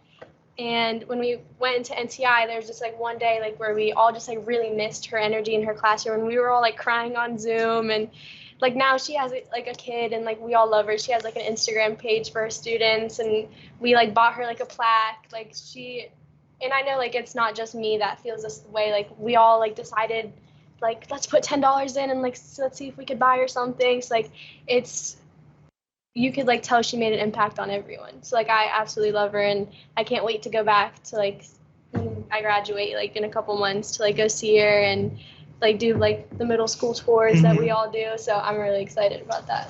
Oh my God, that's so great. We're getting there. I would say, I know there's a lot of energy and a lot of really great input here. So Kevin, what would be the best way for the students to continue to share forward? What would you prefer for them to recommend? They can email me and I can share that and whatever. I do want to take a second though, because as I was looking around, every time someone got to talk about their favorite teacher, there was like such a smile on their face. And I like that energy. One of the other things, especially those of you who are virtual,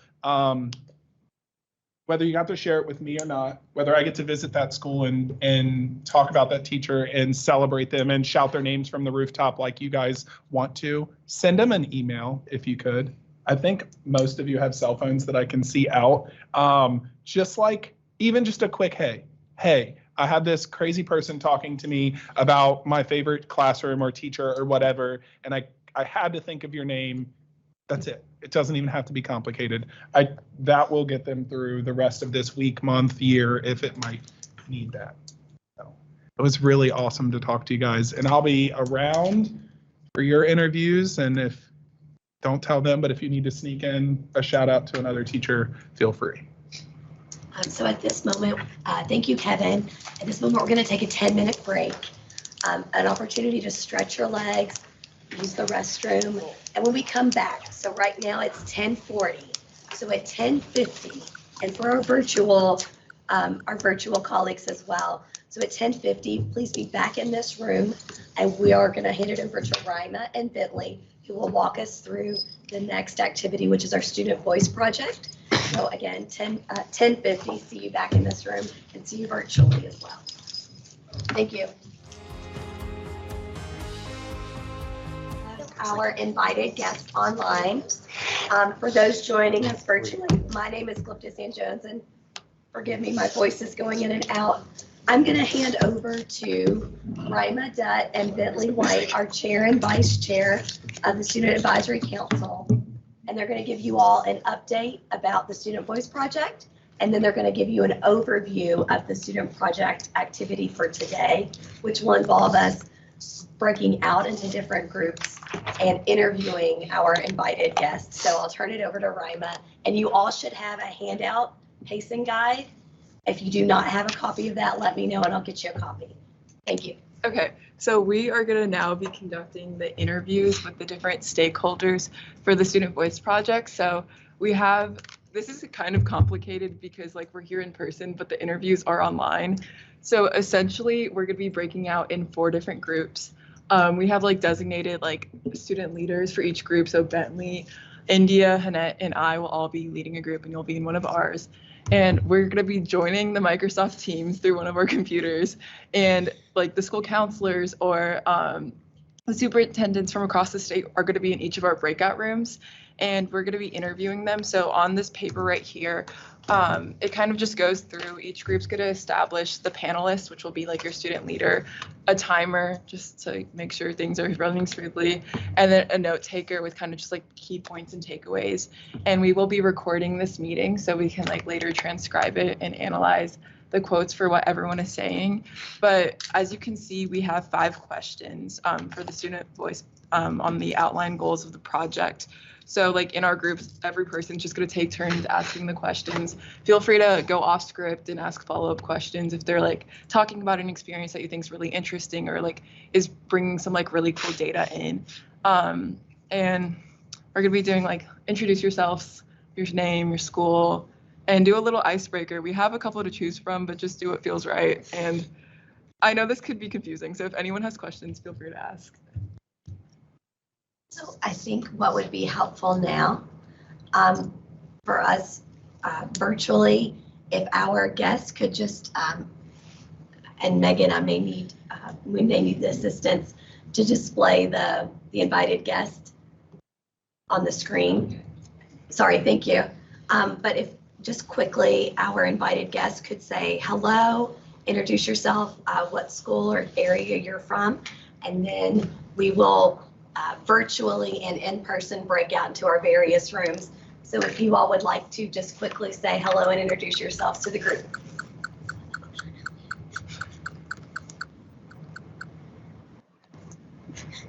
Go ahead, Dr. Ballinger.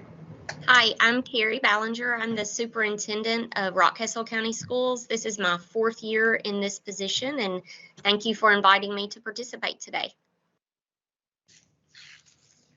Catherine Barrett. My name is Kate Barron. I am an elementary school counselor. I was in Bullitt County for many years, and this year I've switched to Jefferson County, and I'm at Courage Taylor. And I am a previous school counselor of the year. Welcome. And Garrett Ratliff. Hello, I'm Dr. Garrett Ratliff. I am the Assistant Director of the Craft Academy at Moore State University. I was in public education for 20 years, held office positions anywhere from teacher to counselor to assistant principal, assistant superintendent, and I'm glad to be here today. Welcome. And is Elizabeth Barnett on the call? I don't see Elizabeth at the moment. And we also have Kevin Daly, our teacher of the year, who's participating as well. So we have 4 guests. So at this moment, if we could, the student members could go around the horn. If you are a student team leader, do not count yourself in this count, but we're just going to go A, B, C, D. Remember your letter, and then we're going to break out according to those letters. Ava, if you could start us off. A. So hi, my name is Rima. I'm a student at DuPont Manual High School, and I just want to thank you again for taking the time to participate in this interview. It really means a lot to us. But just outlining what we're going to be doing today, we will be asking you 5 different questions about your experience or your thoughts about student voice. And we might use this data for our final report, which you will be quoted anonymously, so you don't have to worry about anything. But we will probably use like your identifiers, like for example, like your county or like your role, but it won't be anything tied to your name. Okay. And with that, I'm gonna have the rest of the students here introduce themselves as well. Oh, and our icebreaker is word of the year. Okay, I'll start. For me, the word of the year is passion. And I just feel like we all need to be very passionate. And I'm Carly Watts, and I'm from Perry County.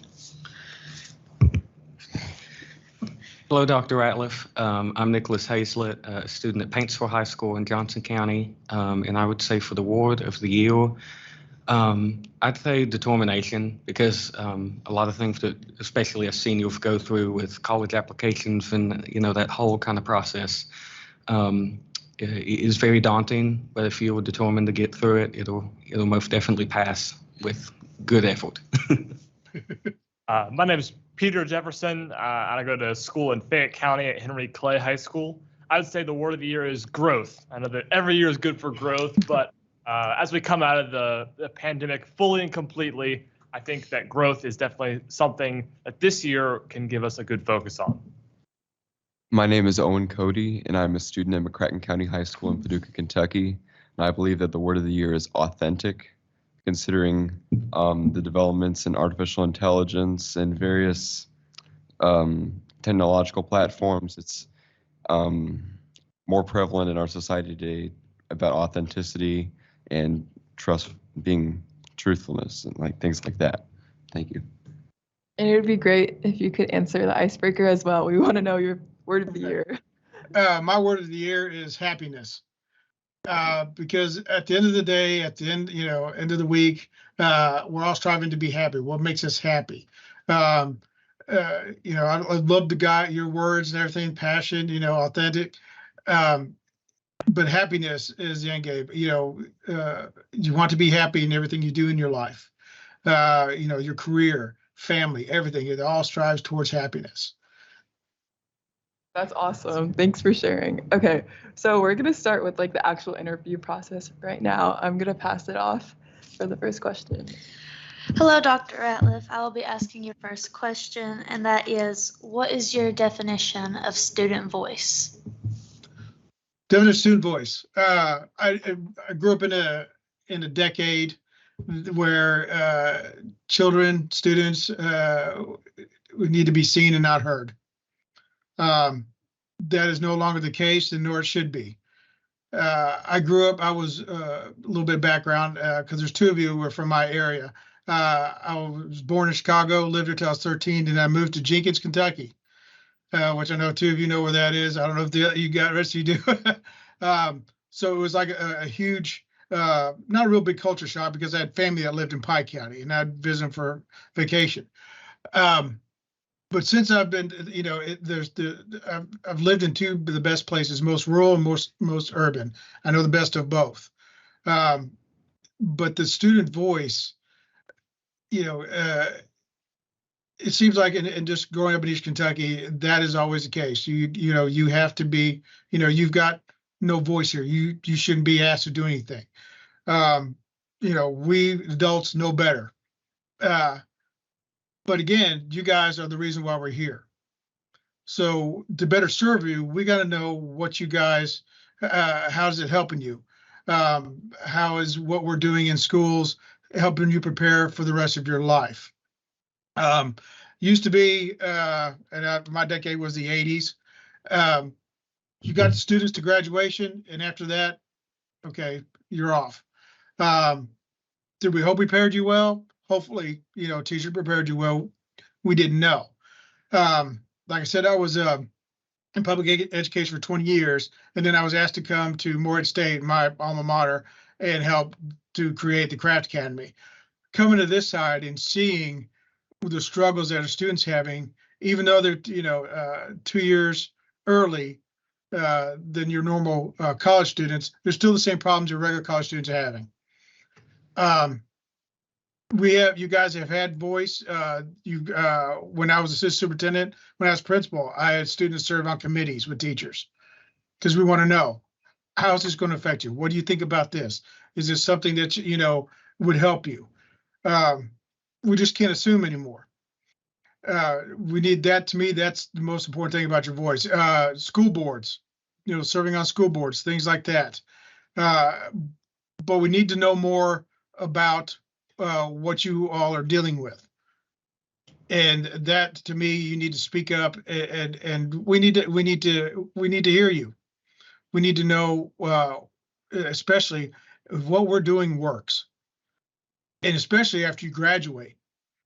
I know there was a time there when I was a counselor, I had to go and find out, are you guys doing what you're supposed to be doing the year after you graduate? Well, that's great, but we need to know, we need to get you prepared. Schools need to get you prepared 5 years beyond graduation. Get you prepared for that next transition in your life and beyond. And we don't know if we're doing what's right if we don't hear from you. To me, that's what student voice is. You're part of this journey too.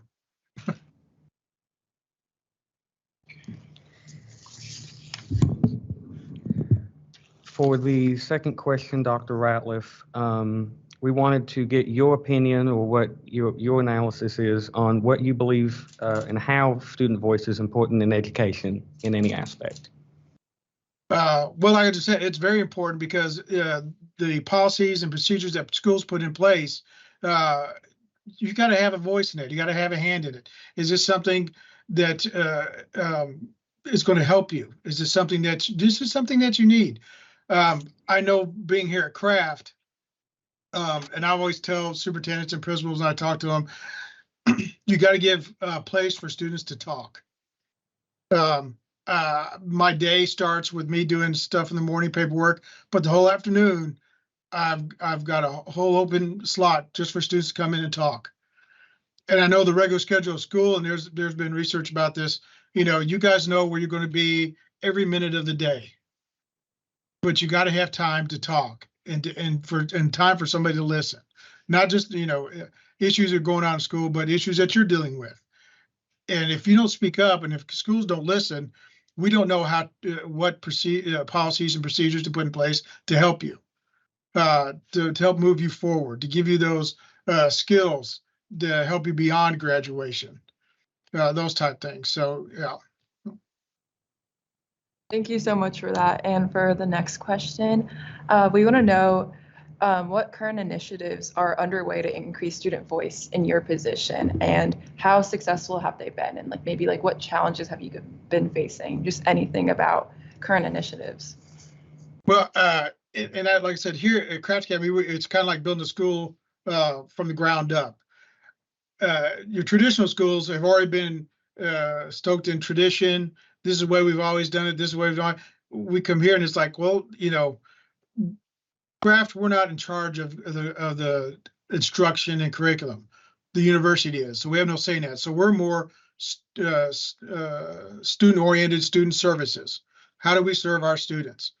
And we have a student advisory here. We have, along with our student council, they meet, we talk, we send out surveys to students. And it's not just how are we doing. No, it's how are you doing? What are some things you're dealing with that we can help you with? And we change that every year. Every year we have new juniors coming in. We send a survey. What are you nervous about coming to college? What are you nervous about graduating? So we ask a lot of questions of our current students because every year is different, especially coming out of COVID.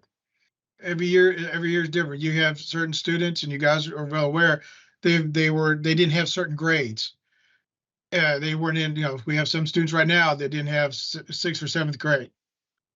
They went to school and started 8th grade. So they're going to be a little bit different than the other students that have come in the past. So we ask them every year, what are some of the things that you deal with? What's your greatest fear? Is the one thing that we ask. What's your greatest fear? And we sit there and wait until they answer. And then when they answer, we just talk. And if I could tell every school in the state, I said, give your students a chance to talk, and talk with them. Because we're all going through this together. And we need to know how you guys are doing and how we're helping you. And I just want to follow up on that. I know you mentioned that at Craft, you guys have a student advisory council, and I think that's something that a lot of schools don't have. So I'd love to learn more about that. How often do you all meet, and how many students are on that council? We meet weekly, especially in the beginning when we had our first group in. We put it together because we wanted to know, how is this helping you? Are we doing things that are going to help you move forward. And we just continued that. We meet weekly. We have probably about 10. We have 5 juniors, 5 seniors on the board. In fact, we're meeting today. And it's just what are some things you're dealing with, and what are some things that we can do differently to help you. And in the beginning, we had like maybe hour or 2 hour long meetings, because in the beginning it was like what you guys have been told about college and what is different about college. Things you didn't, what you expected and things you didn't expect, and how can we help that? Now we're to the mode like, how can we help your school you came from, for students coming in to say, hey, here's what your student was dealing with, whether it be from, Perry County, Paintsville, Henry Clay, Jenkins. Here's what we're seeing, and here's what they were dealing with. Because our students, when they come here, they don't come here with these issues. I mean, they don't develop them here; they come here with them.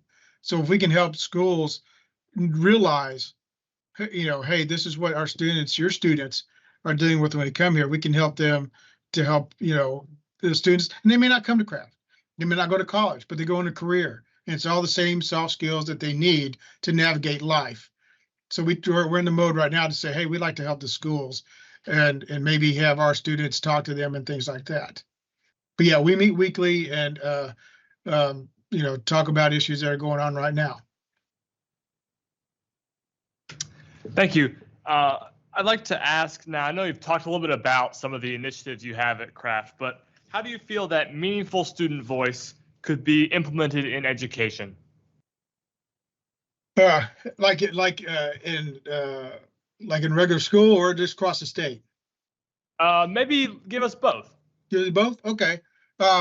Well, for example, the advisory council. I don't know if schools have advisory councils. I know when I was principal, we didn't have any, but I knew I would talk to students on occasion, and not just in the hallway. I would, I'd have, there was one time I remember a student in my office that came in to drop something off, and I just called him in and said, hey, how are things going? And I learned more from that student than I have in any other time. I learned more from our students just by sitting and talking with them than anything else that could tell me in research or in an article or anything like that, because it's real. It's what they're dealing with right now. If I could, I think you're the state student right now, your advisory group for the state. But now, is it just a voice, or are you guys actually making change in the state? That's the thing. Okay. And a lot of times, okay, student voice is not just a voice. It's a beginning of a plan to progress forward. That's what if that's what I want to do for education, I think that needs to be put in place too. That students are the ones that are helping move things forward. It's not just, okay, we have a student on our board. Okay, great. No, let's listen to what they have to say, and let's attack the problem that we're having. And have them be a big part of that process. I would wish that for every school. I wish that for this, your council, what you guys are doing to help push change and progress in every school. That's great. What are some ways that you would see students being able to be a big part of some of these councils, or be what ways do you see them being not just a member, both on the student end and on the teacher or administrator end? Well, like we have, like I said, we have 5 juniors, 5 seniors, and they're representatives of the student body. So they go out and they ask questions. They'll come up with some things we need to find out more about a certain situation. I'll give you a thing that happened when we first started the advisory council. We had policies in place that really weren't helpful. They changed that. We have a progress that when they bring a proposal forward to our administrators and our MSU administrators, the president, the provost, they will come up with a proposal, and they accept it or reject it, or they say, hey, we'll change this, and then they create a policy from it. But it was student led.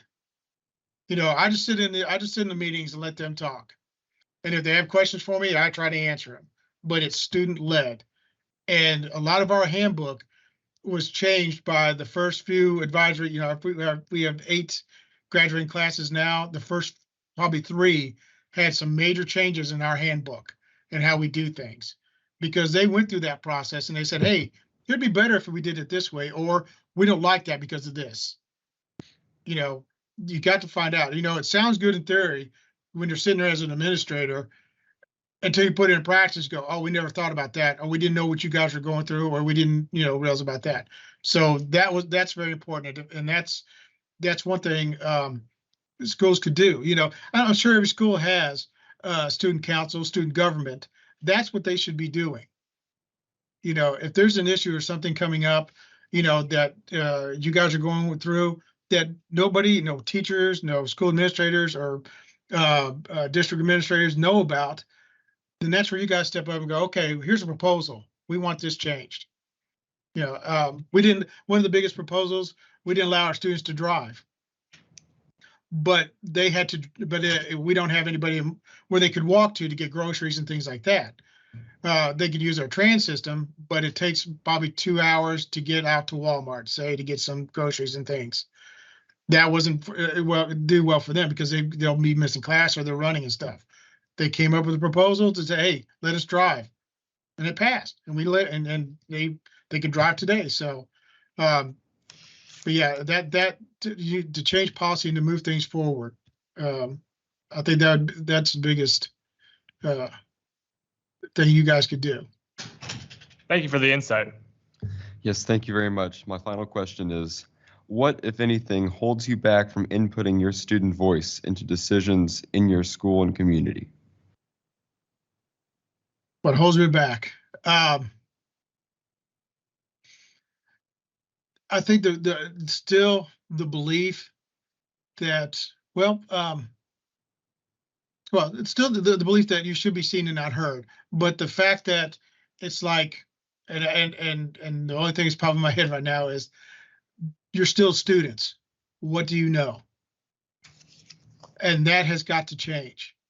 How do you change that? I don't know. I honestly don't. I mean, I listen to students and I see it, and I think if you have your administrators in school or in the district sit down and talk, and then realize and see you guys go through the issues you're talking about and struggle with it, and I think that would, that's a little bit enlightenment to them. I would say enlightenment would be the main thing for administrators, because we can always, it seems like, and being in public school for 20 years, there's always stuff we always talked about, taking stuff that's already made off the shelf. But maybe that doesn't fit your school or your district. It may fit some other school or district, but it doesn't fit yours. And in order to get to the bottom of what's going on, you got to talk to the student. They're the ones going through it, So if I had, if the one thing that's holding back is, I guess, that belief that your voice matters. And that's very rare. I mean, that's very rare. Yes, thank you very much. Does anyone else have any follow-up questions?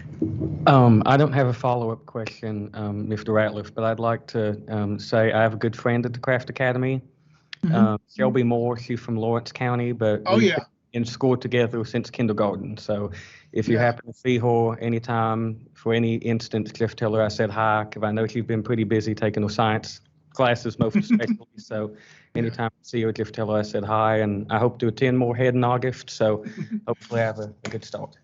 Oh, yeah. Well, let me bring this, since you brought her up. I've met with your principal and the board to change a policy there. And it's a policy about, dual credit.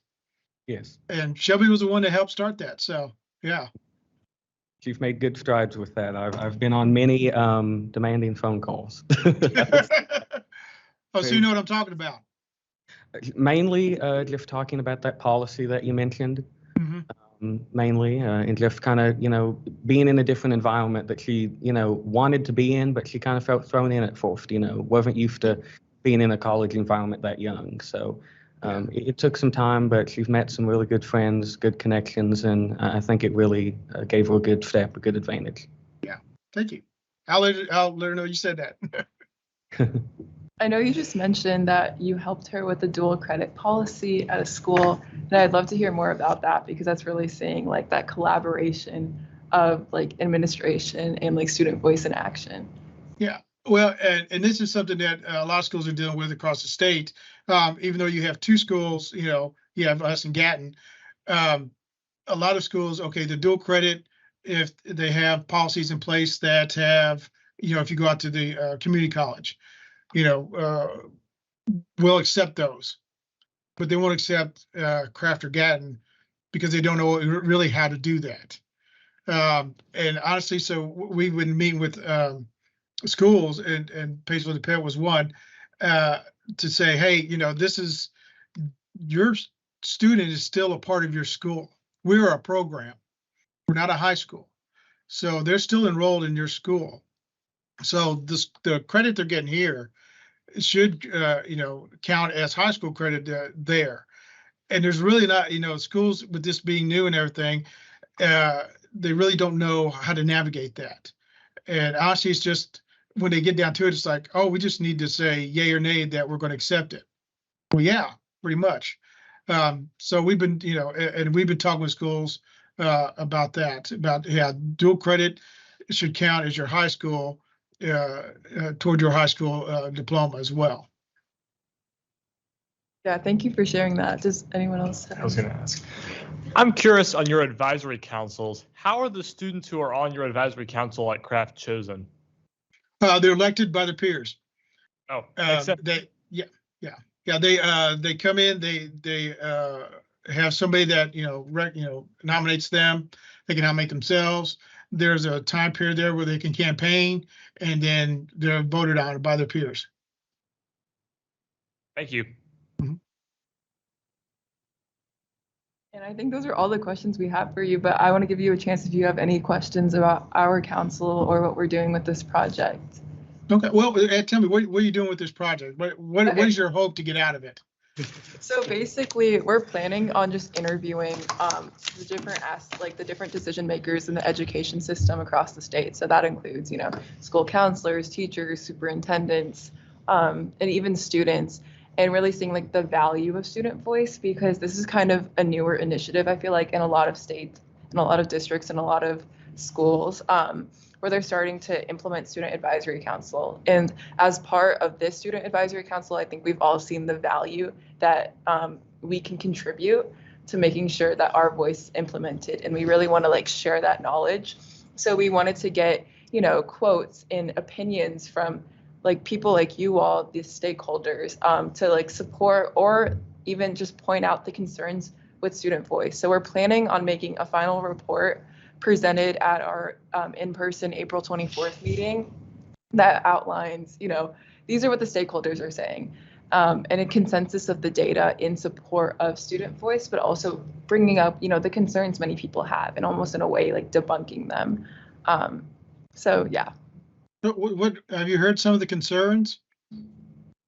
Well, this is actually our first set of interviews right now. So I guess as we go along this process, we'll hear more of that. But yeah. Okay. Yeah, it's great. My hope is every school in the state does an advisory council, just for the fact that they need to know. Everybody, especially after you guys graduate, come back and say, hey, I wish I had learned this, or I wish you guys had helped me with this. That's to me, that's extremely important, because schools don't know. They have no idea how well they're doing. And guys know test scores, and we need to be assessed, but that's not the end all be all of everything that, that tells us, hey, you're going to be fine. For sure. And also, I think a lot of districts are wary about implementing student voice. So we're hoping that by producing this report, especially along with the Kentucky Department of Education, it gives a sense of credibility that this can be implemented and this can go into practice and this can be successful. Yeah, well, I hope so. I applaud your efforts. I hope it works out. And I'm in my mind, I'm like, who would not want this? what school district would not want this? But I know there's some probably out there that, will kind of, turn their nose up at it, but they're not doing you guys any service by doing that. Well, again, we just want to thank you so much for coming and being part of the first round of interviews. It really means a lot because I think this is building the excitement for so many of our council members. And if you ever have any follow-up questions, you can feel free to contact us, contact Liptus and email us. I think it's on the website. And yeah, just want to thank you again. All right. Well, thank you for having me, and it's a pleasure talking with you. People in your position are just as important as the students in this case. Working together is what we're all looking for. So people like you are making this work at the best way possible. So thank you. Yeah, thank you. Again, excuse me. This is Glyptis Ann. Again, thank you. We're going to be pulling back the breakout groups, so we're going to be reconvening into this group here. If you have any suggestions or perhaps any other groups that the council may want to consider looking into further, I think they would also welcome any suggestions you might have as well.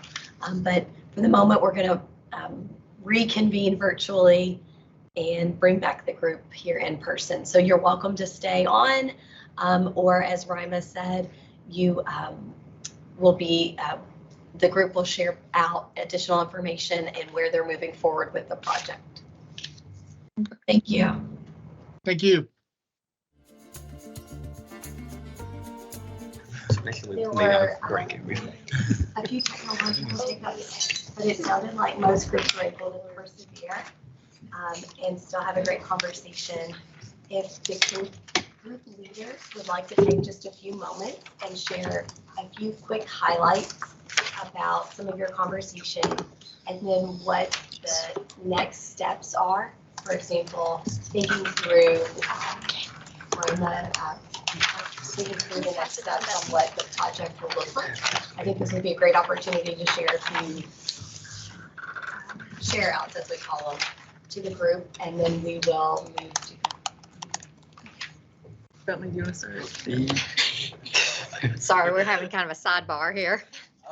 So basically, our interviewee was Mr. Daly over here. Great. We had a great time interviewing you. Basically, we asked him all the questions, and I would say he has a very I would say he has a very wide, I kind of like his perspective on student voice. It's very nuanced, I would say. So I'm kind of looking forward to how we can take his ideas and just throw them out there one way or the other.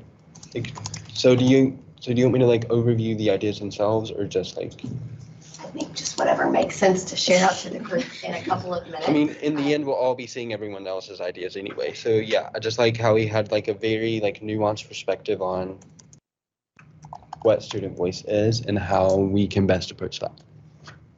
So for our group, we interviewed Dr. Ratliff at the Craft Academy, and he was super amazing. He was super receptive to student voice, which was really nice to see.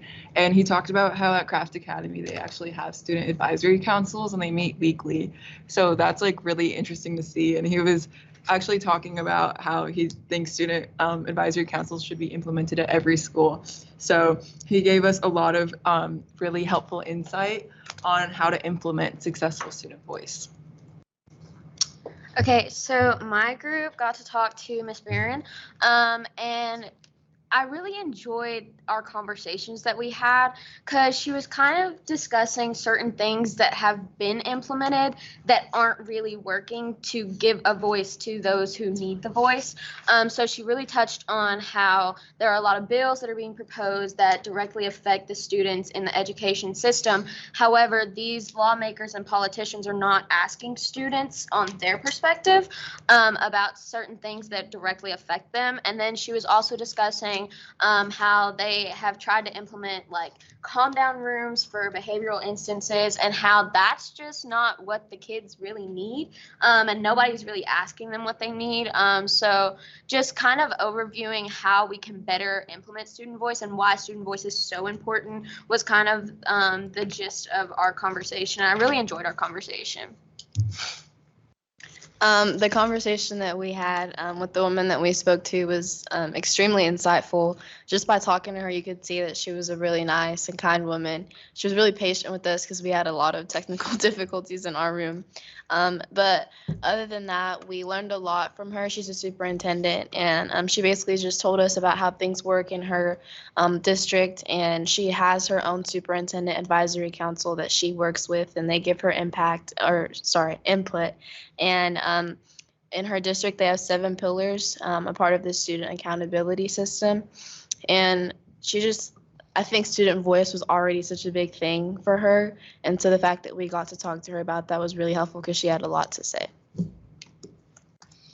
And then for the next steps of this project, we're going to be taking all of those audios we recorded and transcribing them. I think thanks to AI, Peter was saying we don't have to manually do it anymore. So that should be really nice. But from there, we're probably going to send out instructions if you do want to conduct these interviews in your own communities, in your own schools with people you feel like would be receptive to it or just have an interesting perspective to share. I mean, these are going to be completely optional. So you're not forced to do anything. But from there, we're going to be analyzing all of the transcripts. So we'll probably be splitting up into groups in our next meeting to just summarize our findings. And from there, we'll put together the report in the March meeting and then present it at the April meeting. Thank you. I also want to thank all of our invited guests for joining us today and spending quality time sharing out and meeting with the Student Advisory Council. We'll continue to share updates with you all about the project and keep you up to date as well. So again, thanks for joining us today. And at this time, we will make sure the PowerPoint is running. We'll move to a quick. This is our opportunity for our members to share some announcements with the group, and then also for the communications team here to share a couple of updates with the council, things that might be of interest to you or your peers back in your respective districts. The first announcement that we have hot off the press today, you all should have received an email. So when you check your email, you will see that we have released applications for membership for the next Commissioner Student Advisory Council. So this is the 2024-2025 service year. If you would like to share back to your respective networks, this is open to students currently in grades 9 through 11. Applications are due March 1, and the application and additional information is posted on Kentucky Teacher. That's our flagship publication here at the Department of Education. And probably of most importance is that highlight bullet at the very bottom for those current members. So members currently on the council, you can renew your membership as long as you continue to meet eligibility requirements. And you will be asked via a form to indicate your intention to return to the council. So again, that's hot off the press today. We've opened that new application. And a couple of other quick updates. The Education and Labor Cabinet is going to host an aviation career preparation curriculum event on February 20th. This is a project with the Office of Employer and Apprenticeship Services in the Kentucky Education and Labor Cabinet. They have been working to develop a new federal aviation education grant curriculum related to the aviation industry. And this, just as an FYI or an opportunity for those interested, but the employer and the student focus groups were key, they said, in designing this Kentucky specific curriculum. So there's a special launch event on February 20 in Lexington at the Aviation Museum of Kentucky.